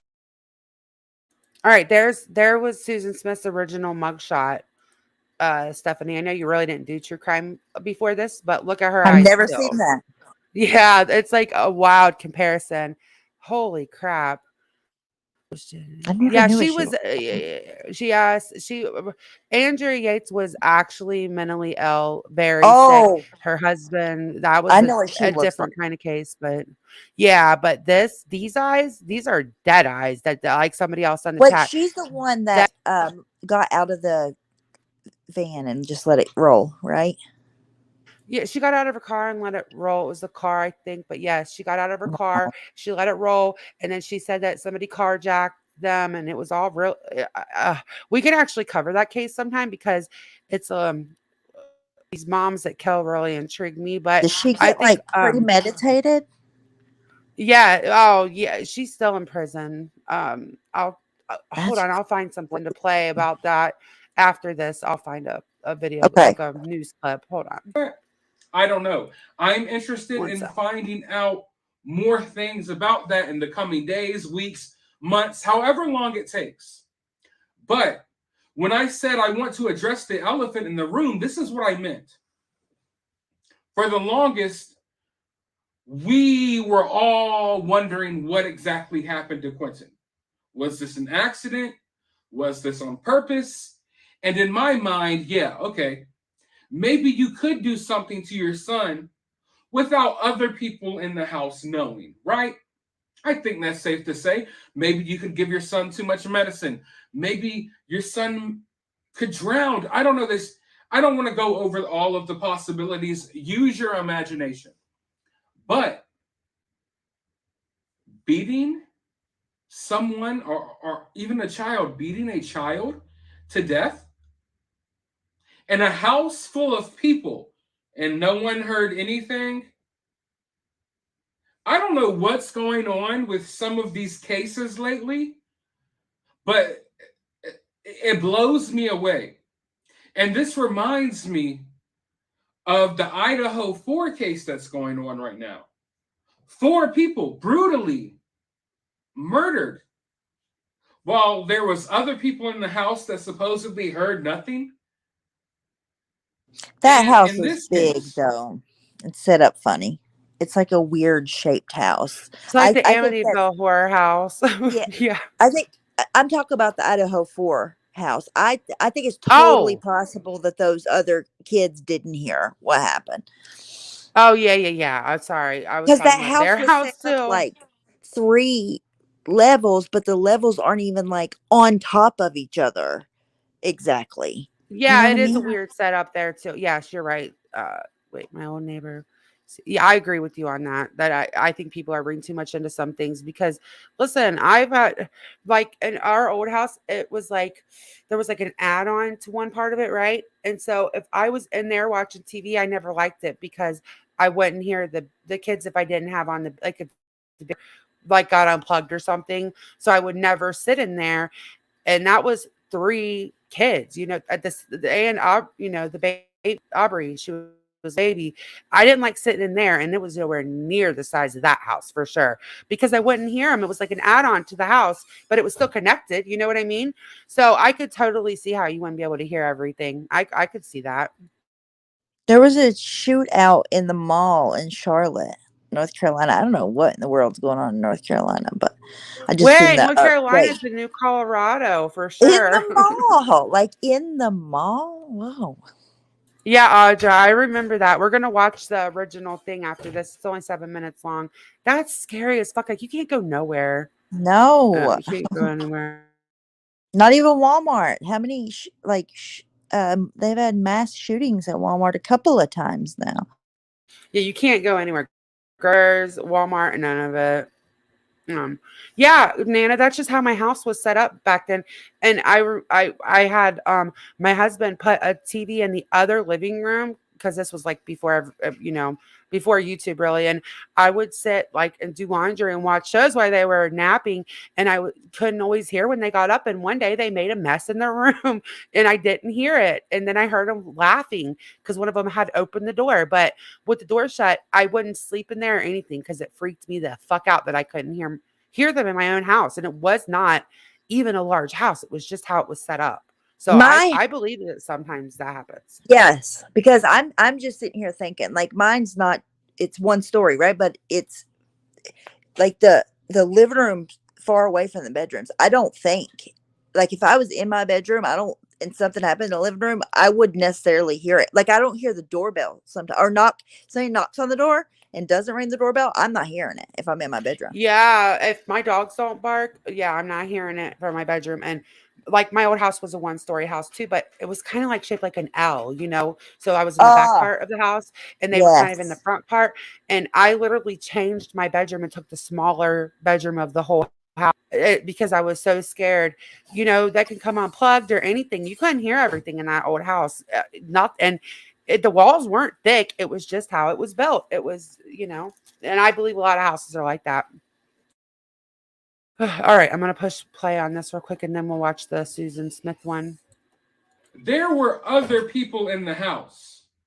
Boyfriend, brother, and I believe grandfather, although that detail, for some reason, has been really cloudy for me this entire case. I know that the day Quentin Simon went missing, the grandfather came home from work and he was working out of town or something like that. Billy Joe was working out of town as well.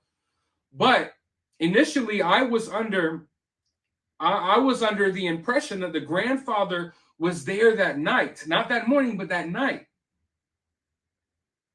But either way it goes, you have Leilani, you have her boyfriend, you have Leilani's brother, and I believe the grandfather, the stepdad, all in this house, along with 2 other kids, and no one hears anything. That's really weird to me. Now, I'm skeptical and I'm wondering, when exactly did this happen throughout the day? In the indictment, it says that Leilani left the house October 4th, that night. She met up with her dealer, and by October 5th, the early morning, 5:30, 6 o'clock in the morning on October 5th, we know that Quentin's already gone. So something happened in that little time span. Did something happen that morning? That morning really quickly? In that short little window where Danny had already left to go to work? Possibly. But I kind of feel like maybe something happened that night. And for the life of me, I can't fathom you being able to beat a child to death in a house full of people without anyone knowing anything. And it really makes me question Danny. I mean, it makes me question everything, period. But Danny, more specifically. It's no secret that these kids were on drugs, all right? And I'm not blaming drugs, by the way. That's not where I'm going with this. I'm just saying your senses are not as heightened when you're on drugs. Like, you're going to be zoned the fuck out, maybe nodded out if you're doing fentanyl and stuff, right? Kind of dozing off, nodding out in your own little world. If you have earbuds in too, like literally, I had to go tap my kid on the shoulder the other day because they had their earbuds on because they was in a zone, right? Like listening to music and doing their homework, and they did not hear me yelling for them. I had to tap them on the shoulder. I was like, hey, hey, and they didn't hear me. So like there are different things that factor into this. I don't feel like everybody's being completely fair. Say Danny had his earbuds in and he was fucked up. It's not a secret they got fucked up. It's all over, you know. Had his earbuds in and the upstairs with the earbuds in or headphones on. Maybe it was, you know, I'm just saying there are possibilities. Because I can understand, okay, this person's in this part of the house doing their own thing. The brother's probably locked away in his room playing video games. Who knows? But Danny would at least be interacting with his girlfriend, his baby mother. So part of me wonders, maybe they're so confident. Maybe investigators are so. That's not necessarily true either. When you got 3 little kids, you're not always interacting. I know that from experience. Like when I had 3 little kids and 4 little, you know, kids under 2, there was some days that Aaron and I said, hey, on the way in from him to work, and he was busy, you know, maybe cutting the grass and taking garbage out and switching laundry for me, and I was busy doing this and that. Like, I don't think this is all fair.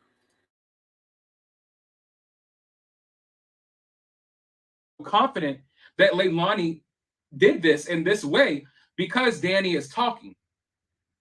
Maybe Danny has told them something. Because Danny separated himself really early on. Extremely early on. First couple of days, Danny was gone. And we know that Danny has no charges against him. And from what law enforcement says, they don't plan on making any more arrests. So it looks like Danny's gone. And when I say Danny's gone, it looks like Danny's going to be just fine. He separated himself. It doesn't look like he's going to jail at the moment.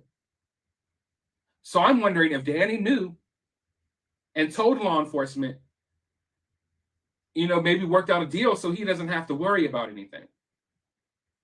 There's something really weird here because I'm really curious as to why they're so confident that they could prove that Leilani took Quentin Simons' life in this way.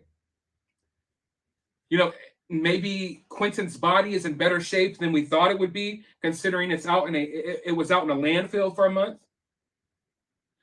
Maybe they found blood splatters in the house. We know they went in there with the luminol, the black lights. Maybe they found evidence that someone had been beaten in that home. Or maybe someone is talking. I think the most likely explanation is that someone is maybe saying something. But regardless, the point of me making this video and the point I want to hammer home here is that I find it hard to believe that you do this in this way with no one in the house hearing anything. So, of course, like I say, anything is possible. This is just me going over my thoughts and my speculation. But considering the way that Quentin Simons' life was ended, I kind of find it hard to believe that Leilani.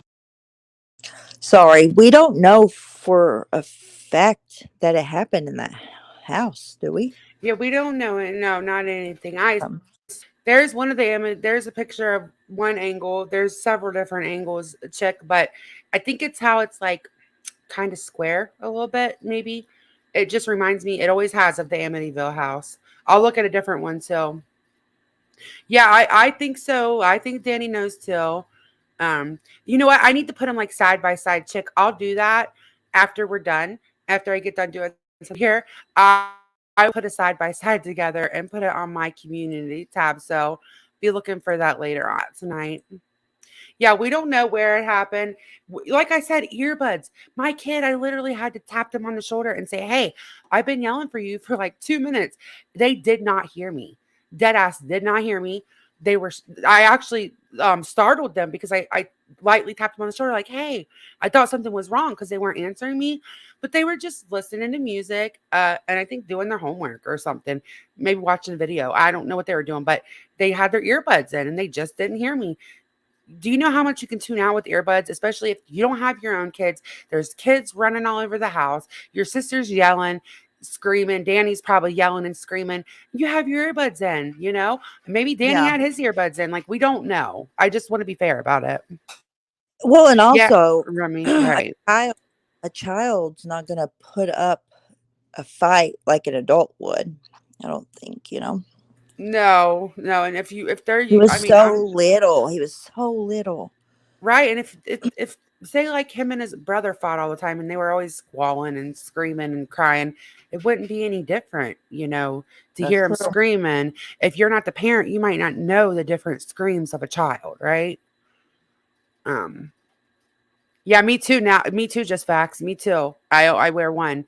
I wear two. Like if I'm trying to like, if it's at nighttime and I know like my husband's alert and I'm trying to like read or listen to something that I need to for the kids or something, you know. But if I'm just like doing my household shit, I normally only keep one in. Plus, I always like one to be charged. So I won't wear yeah. two while we're live because I'm afraid that they'll be needing me. I can't hear. I can't hear at all with them in. Yeah, I even keep one of like I have the big headphones just for my computer because the earbuds don't work. It makes a crackling noise, and I even keep one of those off. Like I only have it covering one because I like to have one ear where I can hear my kids. You know. All right, we'll finish this. Then we're gonna watch the Susan thing, and then we're gonna show you guys what Stephanie did. It's really cool. Lonnie was the only person that knew this happened. And I'm not pointing fingers at other members of the family per se, but I'm really curious as to the situation with Danny. And I'm not saying that makes Danny guilty of anything, but Danny maybe knew that something happened here. I don't know. It's a really weird situation. It's a really weird situation, and it's hard for me to believe that this could have been done with no one knowing. But then again, I mean, things happen.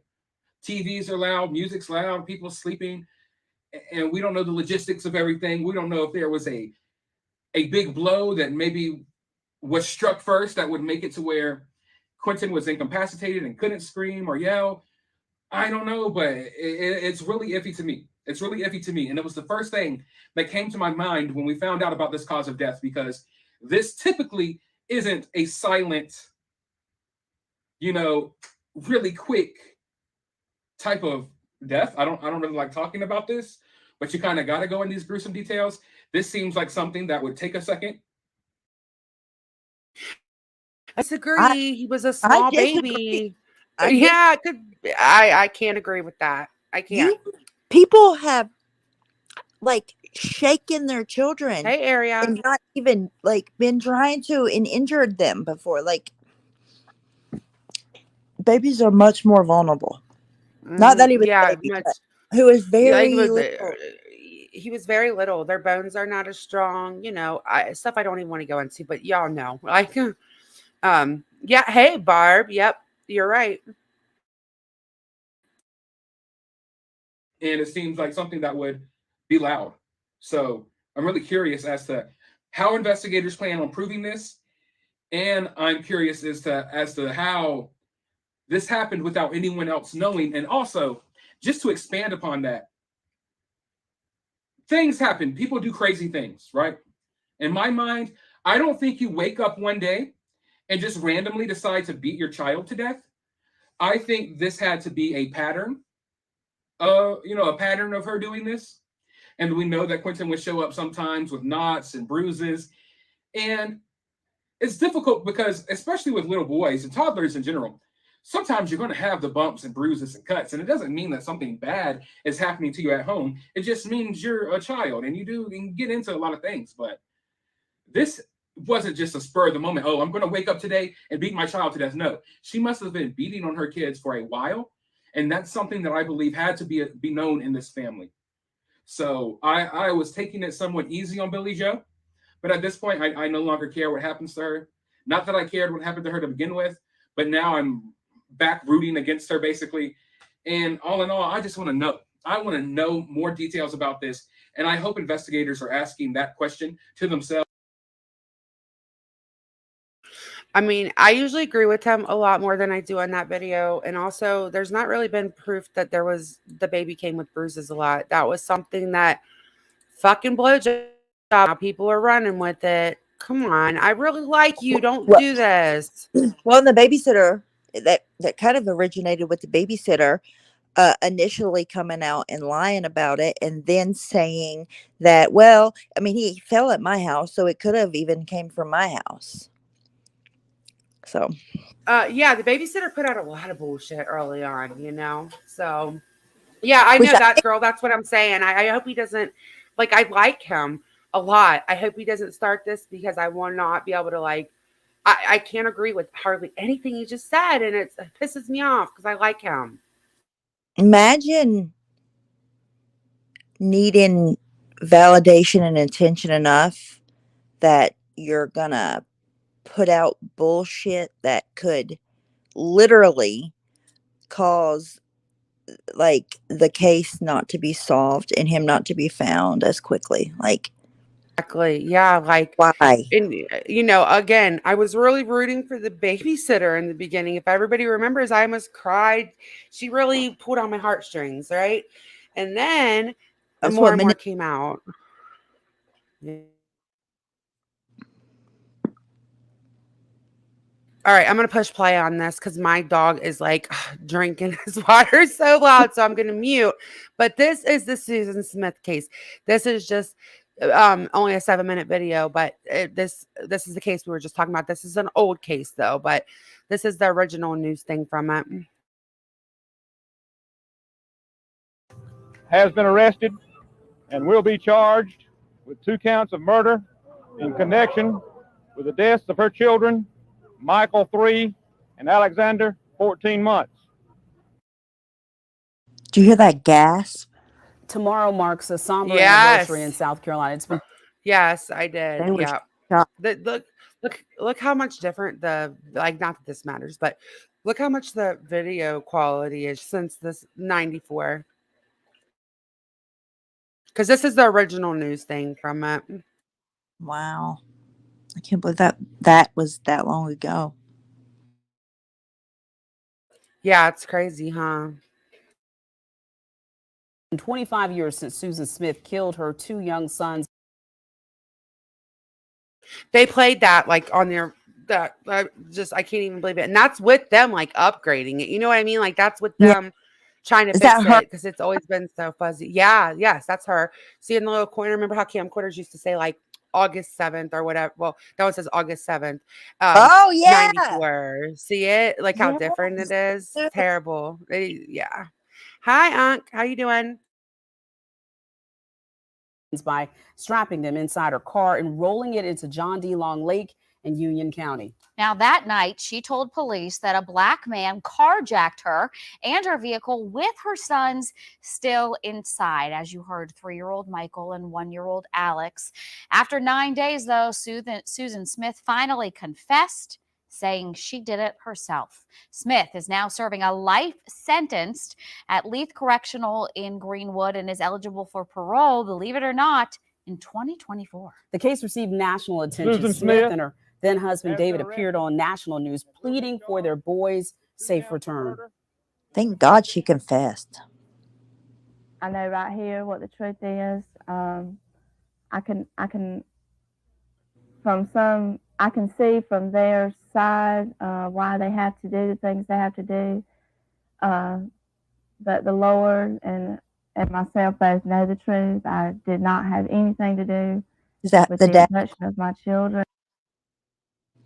Yeah, that's the dad. And he was not with her. She was actually part of a reason, or, you know, the evidence came out that this guy that she wanted to date that was like rich and stuff, he didn't want kids. And her kids, he had written her a letter, given her the reasons that he didn't want to be with her. The kids were in the letter as part of the reason. It's a really, yeah, I'll try to find the letter maybe, because it's like hard to do like a whole like a whole podcast on just one of these moms because it's just like, ugh, but we could do a couple of the moms that have murdered, and I could find that letter that he wrote her, and that was it was right before she killed them. So, do you think that they would have, like, were they gonna solve the case? Did they already think she was guilty and that's why she confessed? Her story was changing, and the quote unquote the walls were closing in on her for Okay. sure. And yeah, Wow. Well, nothing she said there was true. The boys were found in their mom's car inside John D. Long Lake, like Darcy said, and her husband was not involved in the crime. Now, J.R. Barry was covering this 25 years ago when The this baby was happened. And, you know, 1. we say 25 years, J.R., but to South Carolina. what? I'm sorry, I didn't hear The you. baby was 1 when she did this. Yeah, she had little babies. She strapped a 1-year-old in, and oh my god. Oh my god. Do you see how beautiful? I don't know if you could see them yet. Will you see the one in the background? Yes. Hold on. Carolinians, it really doesn't feel like it was that See, long. look at their picture right there. See that picture Oh. of the 2 Oh. boys? They were just gorgeous, beautiful babies. I don't even remember their ages to be 100%. I'm sure they'll say their ages again. I don't remember their What ages, a but they were terrible. little. Oh my god. Yeah, yeah, they were tiny. I remember the night the phone call came in from Humon. He was a SLED spokesman. He called up the newsroom on a Tuesday evening and said, "Hey, we've got this case out of Union County. We've got this mother who claims that her car was carjacked with her 2 small children inside." He gave me the details, ladies, about what she claimed happened that night. Immediately, I said to the SLED spokesman, "Come on, you got to be kidding me. No mom would let some guy ride off in her car with the children strapped inside." But he told me that night, he says, "Well, that is the story that she is telling us, and that is the story that we have to go with." And years later, I spoke with the SLED chief at the time, Bob Stewart, who said all along authorities had doubts about Smith's story. Yeah, how would First night when the sheriff called and asked for assistance. how would anybody even, like, how would they even do, they have to get you out of the car, get in the car, and keep you from getting either one of the children out of the car. Like, you're not going to get the fuck out of the car if the children are still in the car. No, you would have to kill Stupid me fucking before I would story. get out of you would have to kill me. There was actually another woman that said something, or I mean, she ended up like shooting herself in the hand or whatever, but I don't know if these women just don't think it through. You know, they just don't think how stupid it sounds, because if you're gonna hijack my car with my kids, you're gonna kill me or I'm gonna be in that fucking car the whole time, right? Yeah, Like that's a you mama bear know that instinct. they're going to their death. That's what you're going to think. No matter what, you're going to think worst case scenario. Like, if they pull off, it's the end. Like, so you're at least gonna be heavily injured, if nothing else. in the Right, process. yes. You're not just gonna, like He just, just hey, hops yeah, I'm out. getting out of the car. Right. Yeah, just let me just hop out real quick and you take over. You go ahead with my kids. Like, what? Right. Imagine putting a banner. No, I cannot imagine that, Barb. That's disgusting, and there's never a good reason for that.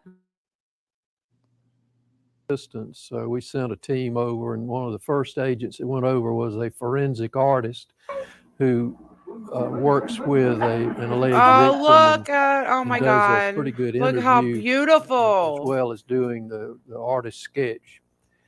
And when he completed his work that night, he pretty much indicated that he thought there were some problems with Susan Smith's story. Oh, wow. So that was Bob Stewart just a few years ago, I believe, on the 20th anniversary of all of this.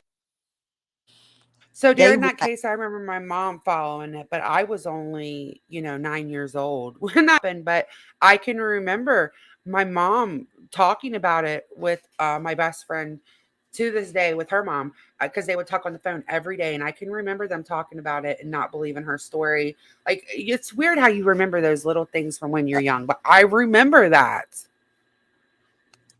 And on top of all that, she said that it was a black man that stole the car. So Yeah. Oh my God. it too. Yeah, Oh Heather, was there a movie about that, Heather? Like, was it a long time ago, or is there more than one story like that? I'm sure there is, but the shot is pretty Yeah, there was a What? movie, a That's like, Lifetime movie. what? Yeah, yeah. This sparked, as you might imagine, a lot of outrage, not only in Union County where this happened, all across the state of South Carolina and nationwide. People were outraged that this woman could come forward and tell such a lie and put people in such an uproar.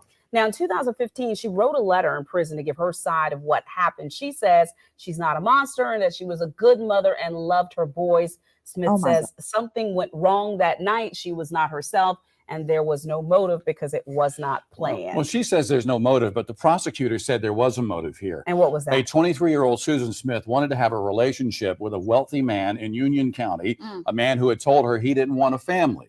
And for that reason, they say she strapped her children inside the car and rolled it in John D. Long Lake. So that's the motive that prosecutors used. There was some thought that they were going to try and get the death penalty here. David Bruck, a high-profile attorney, took the case trying to keep her off death row. Instead, she got those 30 years. But as you heard a few moments ago, she could be eligible for parole in 5 years. Now, I know you have followed this story. Do you know anything about her time in prison? What can you tell us? I know she hasn't been the model prisoner. She has been written up at least 5 times on various charges. There's drug use. Also, she had sexual relations with 2 correctional officers. That was when she was housed here in Columbia. She has since been moved to Greenwood. So when her probation hearing comes up in a few years from now, all these things that have happened will come back and they'll look at it and they'll decide then. You were in the courtroom during the trial. Talk to me about who Susan Smith was in that courtroom. We heard a lot about Susan Smith inside that courtroom, some of it very disturbing testimony. We heard that she tried to commit suicide at the age of 13. She tried to commit suicide at the age of 18. She was sexually molested by a member of her own family for many years. Her father killed himself when she was only 6 years old. So the defense here tried to tell the jury, look, this woman has some mental. So, I mean, okay, so I've been really open. I had that bad stuff happen to me, right?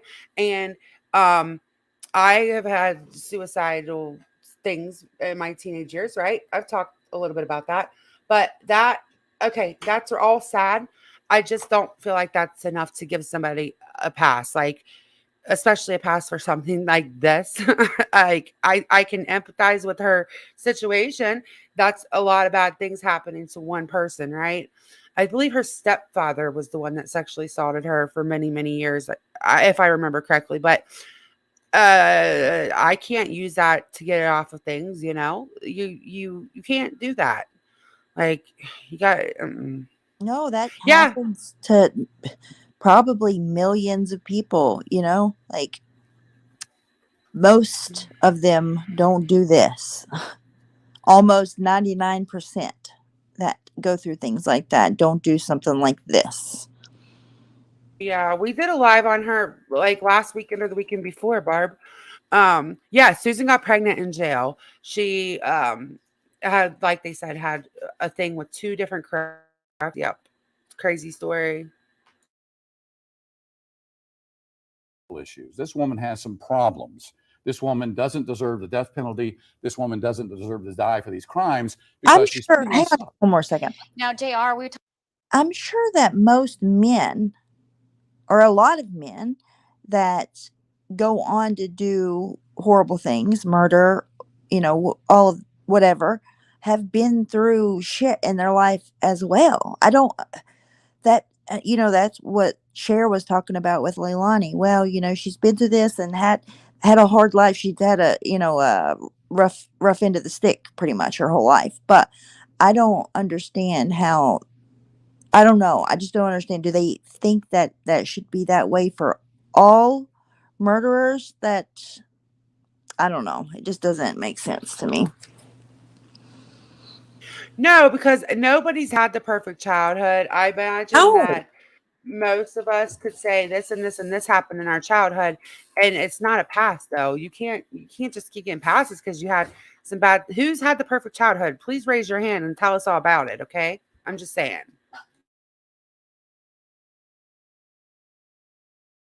talked a little bit about the husband, but you know, again, he was not a part of this plan. He believed her that somebody had taken their children and believed that they were missing for that time period. What do you know about what he's been doing for the last 25 years? David Smith has remarried. At last check, he had 2 daughters. He visits the grave sites regularly of Michael and Alex. He has tried to put this behind him. He's tried to move on. He says he's always, of course, going to remember his sons, but he has no contact with Susan Smith, as far as we know. All right, I was feeling a little crazy. Yes, there is a movie. It's called Good Night, Sweetheart. There's a link to the movie if anybody wants to watch it. And there's also one of my favorite podcasts that also have on YouTube that I will share. They're called True Crime Brewery, and it was called Deadly Greed. I remember watching that But now too. But do they argue that for why don't they, if that's a typical defense lawyer, do they argue that for everybody that has had a rough life and ends up going to prison for murder? I don't think they use that as a defense. Do they? Yes. Yeah, a lot of times they actually do. A lot of Does it times work? they Does it actually do. change No, anything? not normally. Normally, maybe it will get you not getting death, but you're still gonna. A lot of times, I mean, I'm sure there's some cases that people got off, but I just feel everybody, especially back in our day, most people that huh?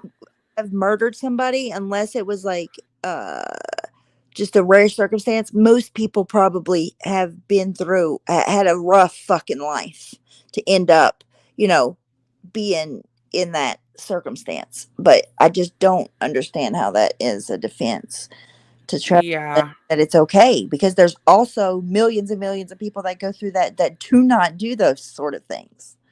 Exactly right. Yeah. I don't know. That's insane to me. All these people making that Okay. much money off of all of this. Yeah. I don't know. I feel like every defense lawyer will try to point to like some traumatic event. But if you can show me an adult that hasn't had traumatic events happen in their life, usually in their childhood, but at some point, I will want to hear their story, because even the most rich and famous people that have what looks like a perfect life normally is not. So that's just not an excuse to me. Hey, Irish gal. All right, I'm going to push play. There's only a few minutes left. Then we're going to watch Stephanie's fun video. And he has just moved on with his new life with his wife and their 2 daughters. I kind of have a feeling there will be public outrage when she's up for parole, and that the public will have something to say about it. Probably so. And it could be that the offenses that she has committed behind bars might come back to bite her when it comes for probation time. So there's no guarantee she's going to get probation, but she certainly will probably be asking for that in about 5 years. Interesting, the players in this case, what's happened to them over the last 25 years. As we mentioned, David Smith remarried. He has 2 kids. The prosecutor, Tommy Pope, is now a House representative representing Union County in the State House here in South Carolina. The sheriff, the man who said Susan Smith has been arrested and charged, he served 90 days in prison. He got caught up in a federal corruption probe. As for David Bruck, he's 70, and he is still trying to keep people off of death row. He takes cases each and every day. It's hard to believe it's been 25 years. And I think the overwhelming feeling for us in the newsroom is it was such a horrible crime. It just seems like it happened yesterday. It does seem like it happened yesterday. And you know what? John D. Long Lake, that boat ramp, it's been closed because 2 years after all of this happened, 7 people drowned one night. They went to that very same boat ramp. The car went back into the water. Among the 7 dead, several children. So they just made the decision, let's shut that boat ramp down. We'll move the memorial for the children here. We'll make it safer for people who want to come and pay respect. Too easy to get cars in and out of there. JR, thank you so much for. All right, so now we're gonna, because we've already been on for over 2 hours. That's crazy. It does not feel like it, but we're gonna watch this short that Stephanie did to like end it, because it's really cheerful. And hold on, let me get to it. Did you make it public? Yeah, you did. Yeah. Okay. That's really neat. We were talking about it the other night. Like that's how we ended, was with food the other night. So she ended up doing this. My favorite subject. I love it.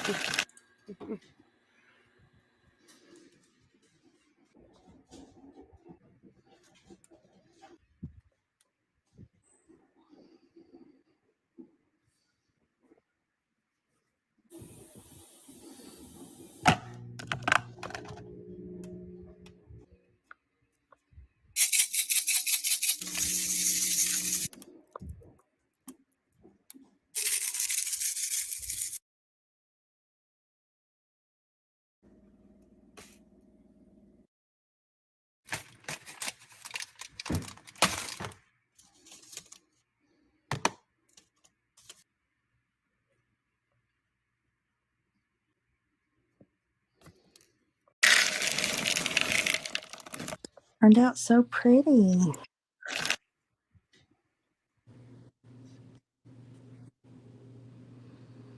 I was gonna watch it a second time. It's actually bark. We watched a video on how to do it the other day, chick. So we're gonna watch it one more time. See, you just pour the chocolate and you just kind of smear it around. Which I think foil was a good. I'm glad that the foil worked. Yeah. I think that probably worked better for me actually. But she just put like all different little candy in it, and see, it's so pretty. It's It takes awesome. no time. And it's really yummy. Such a Yeah, cute little snack. we're gonna make some. I was actually watching it and I was showing Shy when you sent it to me, and she was like, I saw that on TikTok. Like, I guess they have a very similar one on TikTok, but they're so good. It looks so good. And you can add whatever you want to it, but she gives you the directions and everything on there. So you guys definitely follow her. She said she's going to try to do more shorts. I guess YouTube made it easier, you said, to do shorts now, like with than they used to be, because they used to be almost a nightmare to do a short on YouTube. So they look so good. It's just like a candy bar, though, like, because you just let the chocolate harden. It would be just like you're making a homemade candy bar, only with your stuff that you want on it. So what all did you put on it? Sprinkles, marshmallows, and peppermint. And then is there anything else you put on it that I missed? She probably had to mute. I think it looks so good. We're going to make it on Christmas Eve because we're not going anywhere on Christmas Eve this year. So we are going to make that. Amanda Ham. Oh, wow, Alan, I'll have to look at that. I had to go grab my vape. No, you're good. So what all did you end up putting on it? Oh, just sprinkles. Just different kinds of sprinkles. I put the candy bar. It's called peppermint bark. Mm-hmm. It's just like peppermint candy bar in like white chocolate, I guess. Yeah.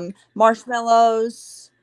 And then just like different kinds of candy sprinkles, like big Christmas tree, like bigger sprinkles, small sprinkles, and I think. Yeah. So Shy said she saw something like that on TikTok. It's so She's good. convinced. It tastes so good. And I got the chocolate chips from Aldi because that's where I get everything.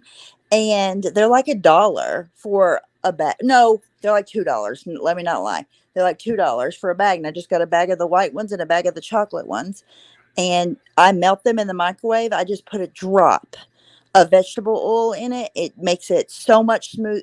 I even do that with my cocoa bombs too, is I just put a little drop to melt it in the microwave and just put it 30 seconds, stir, 30 seconds, stir, 30 seconds, stir, like 3 times. You'll be good and it'll be ready to pour. And then when I got done, I just put it in the refrigerator, broke it all up. Probably took 10 minutes start to finish easily. Shy was like with me whenever you sent it to me earlier, and I was showing her like, look, Stephanie made this. And so she was like, I saw it on TikTok, but she wants to put pretzels on hers, so I have to get some pretzels. But and only half with the peppermint, because only half the kids like peppermint, so we're gonna do half and half, I think. Well, I thought about getting, the peppermint sticks. They're not candy cane. They are kind of like candy canes, but they're a little bit softer. Do you know what I'm talking about? They don't have the top like candy canes. They're just straight sticks. Yeah. I want to get Yes. I love those things. I think they're better than candy canes. Yes, they are good. Mm-hmm. And then I got some pretzels today because I thought about making just like dipping them in chocolate and white chocolate and then put sprinkles on the pretzels. I think that'll be good. Mm-hmm. Yeah, that'll be good. That sounds good. And I think that we're gonna make half of that and then mint chocolate chocolate chips. Brat. Huh? Right. Be still my sunglasses. Sorry. Oh yeah. Wait, what did you say? So yeah. Sorry. Mint chocolate chips on half, and then half we're gonna do, because like we're so used to going to families on Christmas Eve. Well, we moved out to Sunday this year, right? So we're gonna be going out or whatever. So I had to think of all these things to keep the kids busy, because normally we get through Christmas Eve with all the excitement. We go, well, we moved it this year. So we're making that. We're making the pretzels. We're making fudge, some Buckeyes, and I'm gonna let the kids decorate the bark however they want to. Like, and they all have different ideas. So I'll probably end up making like 3 different things of it, and just let each kid do a half of a thing how they It's want. You know. so perfect. Yes, because you can't really fuck it up like at all. It's so easy. You don't want it to look. You want it to look like just thrown together, like you're throwing shit on it. You know what I mean? So it's so good for kids to make or to make with kids. Yes. Oh, that would be good. Peppermint Andes, you know, those chocolates that are Oh, like, oh my God, I bet that would be good if you just took a bag and crunched them up and just put that on top of the chocolate. Oh, there's so many ideas. Each kid can just pick out, you know, what they want to do. And then I know one of my kids is super plain and they're going to either want to do walnuts or peanuts on there. I just know how they are. So next time I'm gonna put straight salt on top, like not regular salt, coarse like salt. sea salt. Mhm. Yeah. Oh, I that would love be so good. chocolate. God. Oh yeah, see, the Rolo pretzels. Yes, Sandy, we're doing those. Yep, I got all kinds of.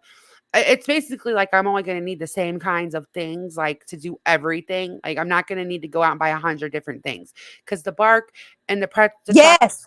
chocolate pretzels and some Rolo pretzels, and we're gonna have fun with it though. And then we're getting our new PJs out and we are watching movies. But Stephanie and I we have a premiere. Well, we have to do it this weekend, Stephanie. We need to record that. Yeah. We actually have a premiere for Christmas Eve and Christmas. We're gonna try. I think we're gonna do it in 2 parts so that some people don't have anybody to hang out with on Christmas. You'll be able to watch it. It's about a murder that happened on Christmas Eve, allegedly. And so you guys should be we'll let you guys know about that. Is we're gonna probably weekend and we're just Hey, gonna it's gonna be a premiere and keep an eye out huh? on mine because my goal is to like make a short for each thing that I make. I should have done that with the cocoa bombs last night, but listen, I didn't even take pictures by the time that I was done. I was so freaking ready to get them packaged up and ready to go. Like, oh, I'm so aggravated, but I'm gonna make more. I know. Well, when you make more, I just want to make do sure that with the and do cocoa it. bomb. I was so aggravated. Hey, Rachel.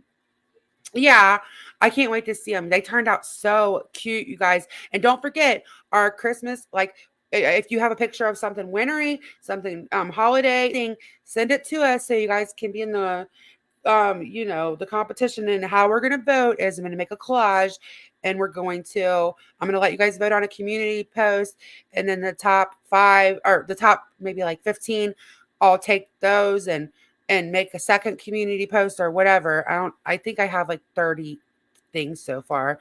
But anyways, don't forget to get those in the next couple days, and we're going to take a vote soon next week. So but to go to Nana actually, because I need to charge my phone and it's the last night and then we're on Christmas break. I'm so excited. I'm ready. So thank you guys for coming. And don't forget to sub up to Stephanie. She's going to be doing, here's her link.